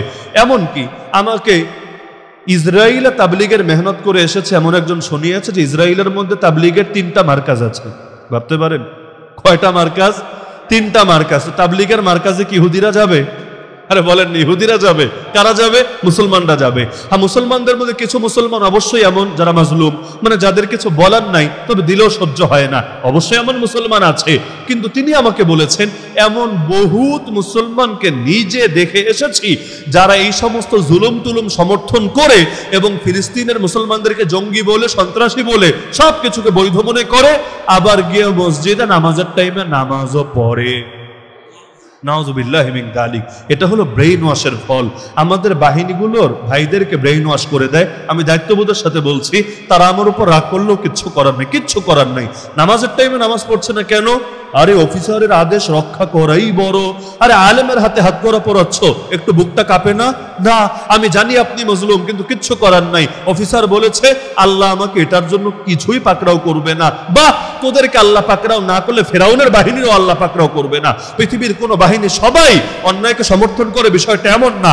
কিন্তু অন্যায় করা যেমন পাপ, অন্যায়ের সহযোগী হওয়া সমান পাপ। এজন্য আল্লাহ যেই সাগরে ফেরাউনকে ডুবিয়েছেন, একই সাগরে ওর বাহিনীকেও ডুবিয়েছেন। ওই বাহিনীতে যদি এমন লোক থাকে যে আসলে চাকরির জন্য, পয়সার জন্য কাজ করেছে, আল্লাহ ওরেও ছাড়েন নাই, আল্লাহ ওরেও চুবিয়ে সেখানে মেরেছেন। তো পাপীদের সাজা এটাই, যেমনি ভাবে মূলটারে ধরেন অন্যগুলোকে আল্লাহ ধরেন। তা আল্লাহর ওয়াস্তে এগুলো বাদ দেন। এক চাকরি না করলে আপনি জান্নাত হারা হবেন। ওই যে আপনাদের মনে আছে না, টিপকান্ডে এক পুলিশ সদস্য চাকরি হারিয়েছিল, তার সঙ্গে আমার দেখাও হয়েছে বালিয়া মাদ্রাসার মাহফিলে। ময়মনসিংহের প্রসিদ্ধ মাদ্রাসা, দাড়িওয়ালা মানুষ। যদিও পরে বের হয়েছে যে না, বেচারা আসলে মাজলুম ছিল, কিন্তু ওই সেকুলার নাস্তিকদের ধাক্কায় কুলিয়ে উঠতে পারে নাই, তাকে চাকরি থেকে চ্যুত করা হয়েছে। গিয়েছিল ব্যারিস্টার শোভনের কাছে, তথাকথিত মানবতার ফেরিওয়ালা। ওই মানবতার ফেরিওয়ালা তার সঙ্গে খারাপ ব্যবহার করেছে। এখন আশা করা যে আল্লাহ চাইলে তার চাকরি আবার ফিরে পেতেও পারে। কিন্তু যে প্রসঙ্গে কথাটা টানলাম, যে এমন চাকরি যদি 1000টাও চলে যায় কি সমস্যা, যদি আল্লাহ রাজি থাকে। আর যদি চাকরি আপনার ঠিক থাকে কিন্তু আল্লাহ নারাজ হয়ে যায়, কি হবে রে ভাই? মরতে দেরি, আল্লাহর আযাব শুরু হতে দেরি না। সে আল্লাহর আযাব থেকে বাঁচাতে আপনার আইজিপিও যাবে না, আল্লাহর আযাব থেকে বাঁচাতে আপনার প্রধানমন্ত্রীও যাবে না, কোন সচিবও যাবে না। দুনিয়াতেই তো মেনকে চিপায় পড়লে পাশে থাকে না। হেলিকপ্টারে চড়ে তো ফেরাউন ভাগে নাই, হামান ভাগে নাই, নমরুদ ভাগে নাই, কারুন ভাগে নাই, আবু জাহাল আবু লাহাব ভাগে নাই, এই যুগে তো ভেগেছে। আচ্ছা, যখন ভাগলো তখন কি অন্তত এই মুরব্বীর কথা মনে পড়লো না? এই যে আমাদের দরবেশ বাবা, আর কি দরবেশ বাবার কথাটা কি একটু মনে পড়লো না? যে সুখে দুঃখে সবসময় তো পাশে ছিল, সে সঙ্গে যাবে এমন সিদ্ধান্তও ছিল, পত্রপত্রিকা অনেকে লিখেও দিয়েছে, সেও চলে গিয়েছে একই হেলিকপ্টারে চড়ে। কিন্তু এই মুরব্বীর কথাও মনে পড়ে নাই। এত এত মন্ত্রী এমপি কতজন, মানে জানে তো সবার পরিণতি কি হবে, কারো কথা মনে পড়ে নাই। ছাইরা দেমা কান্দা বাঁচি, ইয়া নফসি ইয়া নফসি, এটা করে করে পালিয়েছে। এখন বেচারারা ডিম খাচ্ছে, বেচারারা বমি করছে, কেউ কেউ রিমান্ডে গিয়ে নাকি অনেক কান্নাকাটি করছে। হায় হায়, কি আফসোস এক একজনের। আর এক একজন গ্রেফতার হচ্ছে, পাবলিক মহা খুশি হচ্ছে। সবাই খালি খিলক্ষেত থেকে গ্রেফতার হয়। আজিব এক কারিশমা। বাংলাদেশটা এত বড়, যারেই ধরে খিলক্ষেতার বাড়িধারা, খিলক্ষেতার বাড়িধারা, মানে মালগুলো সব এক জায়গায় আছে। এক একদিন এক একটা, আগে যেমন জঙ্গি নাটক সাজাতো, এখন এদেরকে দিয়ে নাটক সাজাচ্ছে। এই যে হালত হচ্ছে, দুনিয়ায় যদি এমনি পোল্টি মারতে পারে, ইয়া নফসি করতে পারে, কিয়ামতের দিন কি করবে? এই যে করোনার সময় কত বাবা যায় নাই সন্তানের লাশ আনতে, কত মা যায় নাই সন্তানের লাশ আনতে। আরে কিসের কিয়ামত? 2013 সালের 5ই মেতে আমাদের যে ভাইদেরকে শহীদ করা হয়েছে নির্মম ভাবে, যদিও অনেকের চোখে মাদ্রাসার ছাত্র 5000 মরলেও চোখে এক ফোঁটা পানি আসে না, স্কুল কলেজের একজন মরলেও তার চেতনা আর বন্ধ হয় না, মানে এদেরকে ঠিকমতো মানুষই মনে করে না। কিন্তু যে প্রসঙ্গে কথা টানলাম, 2013 সালের 5ই মেতে যে ভাইয়েরা শহীদ হয়েছে স্বীকার করেন তো? আরে করেন তো? আওয়ামী লীগ স্বীকার করুক বা না করুক, এমনকি হেফাজত অফিসিয়াল ভাবে আজও পর্যন্ত মামলা করুক বা না করুক, তালিকা প্রকাশ করুক বা না করুক, তাদের বাবা মাকে সম্মাননা দেওয়া হোক বা না হোক, শহীদদের নামে কোনো চত্বর, কোনো দেয়ালিকা, কোনো পত্র পত্রিকা কিছু হোক বা না হোক, কিন্তু যারা রক্ত দিয়েছে তারা যে শহীদ হয়েছে বিশ্বাস করেন তো? বড় অবাক করা ব্যাপার, যারা শহীদ হয়েছে এদের অনেকের বাবা মা পর্যন্ত প্রকাশ্যে এটা নিয়ে কথা বলতে চায় নাই। কেন জানেন? যে একজন শহীদ হয়েছে, কথা বলে কি আমরাও বিপদে পড়বো নাকি? আমাদেরকে যদি আয়না ঘরে নিয়ে যায়, যদি গুম করে, যদি ক্রস ফায়ার দেয়, কারণ এমন নজির তো আছে, যায় নাই, চুপ ছিল।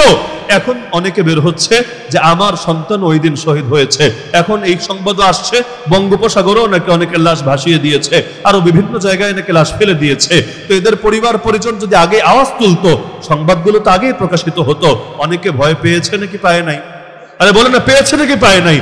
তো এই যে একটা জাতিগত হালত, তো করোনার সময় দেখলাম আপনজন আপনজনকে ভুলে যাচ্ছে, এই মুসিবতে ভুলে যাচ্ছে। কেয়ামতের মুসিবত কি এগুলোর চাইতে ছোট না বড়? কেয়ামতের দিন অপরাধীরা পাশে দাঁড়াবে। আরে পাশে দাঁড়াবে। সেদিন কি অমুক তমুক মন্ত্রী এমপি হোমরা চুমরা এসে বলবে, এই বেটা বাহিনীর সদস্য, তোর সমস্যা নাই, তোর সব পাপের দায়িত্ব আমি নিচ্ছি, বলবে?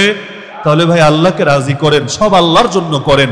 আল্লাহর জন্য সব ছাড়া যায়, কোনো কিছুর জন্য আল্লাহকে ছাড়া যায় না। এই একটা সবক অন্তরে বসান, আর কিচ্ছু লাগবে না। একটা সবক অন্তরে বসান যে আল্লাহর জন্য সব ছাড়া যায়, কোনো কিছুর জন্য আমার আল্লাহকে ছাড়া যায় না। আর যে আল্লাহকে ছেড়ে দেয়, আল্লাহর হাত আর ধরে রাখেন না। আর আল্লাহ যারে ছেড়ে দিয়েছেন, ওর কবর জগৎ অন্ধকার, ওর হাসর বরবাদ। আরে সে তো এমন এক অবস্থার সম্মুখীন হবে যা থেকে পৃথিবীর কেউ তাকে কখনোই মুক্ত করতে পারবে না। তাহলে সবকিছু আল্লাহর জন্য করতে রাজি আছেন তো ইনশাআল্লাহ? তো আজকে এই মাহফিল থেকে এই সবকটাই মৌলিকভাবে দিলাম যে জীবনের প্রতিটা কাজ করার আগে নিজের নফসকে জিজ্ঞাসা করবেন আল্লাহর জন্য হচ্ছে কিনা। যদি জবাব আসে হ্যাঁ আল্লাহর জন্য হচ্ছে, আলহামদুলিল্লাহ, এগিয়ে যান। যদি জবাব আসে না আল্লাহর জন্য হচ্ছে না, নিয়তটাকে ঠিক করে নেন। ইন্নামাল আমালু বিন্নিয়াত। আল্লাহ তাআলা আমাদের সবাইকে এই কথাগুলো সঠিকভাবে জানার, বোঝার এবং আমল করার তৌফিক দান করুন। সবাই দুরূদ শরীফ পাঠ করুন।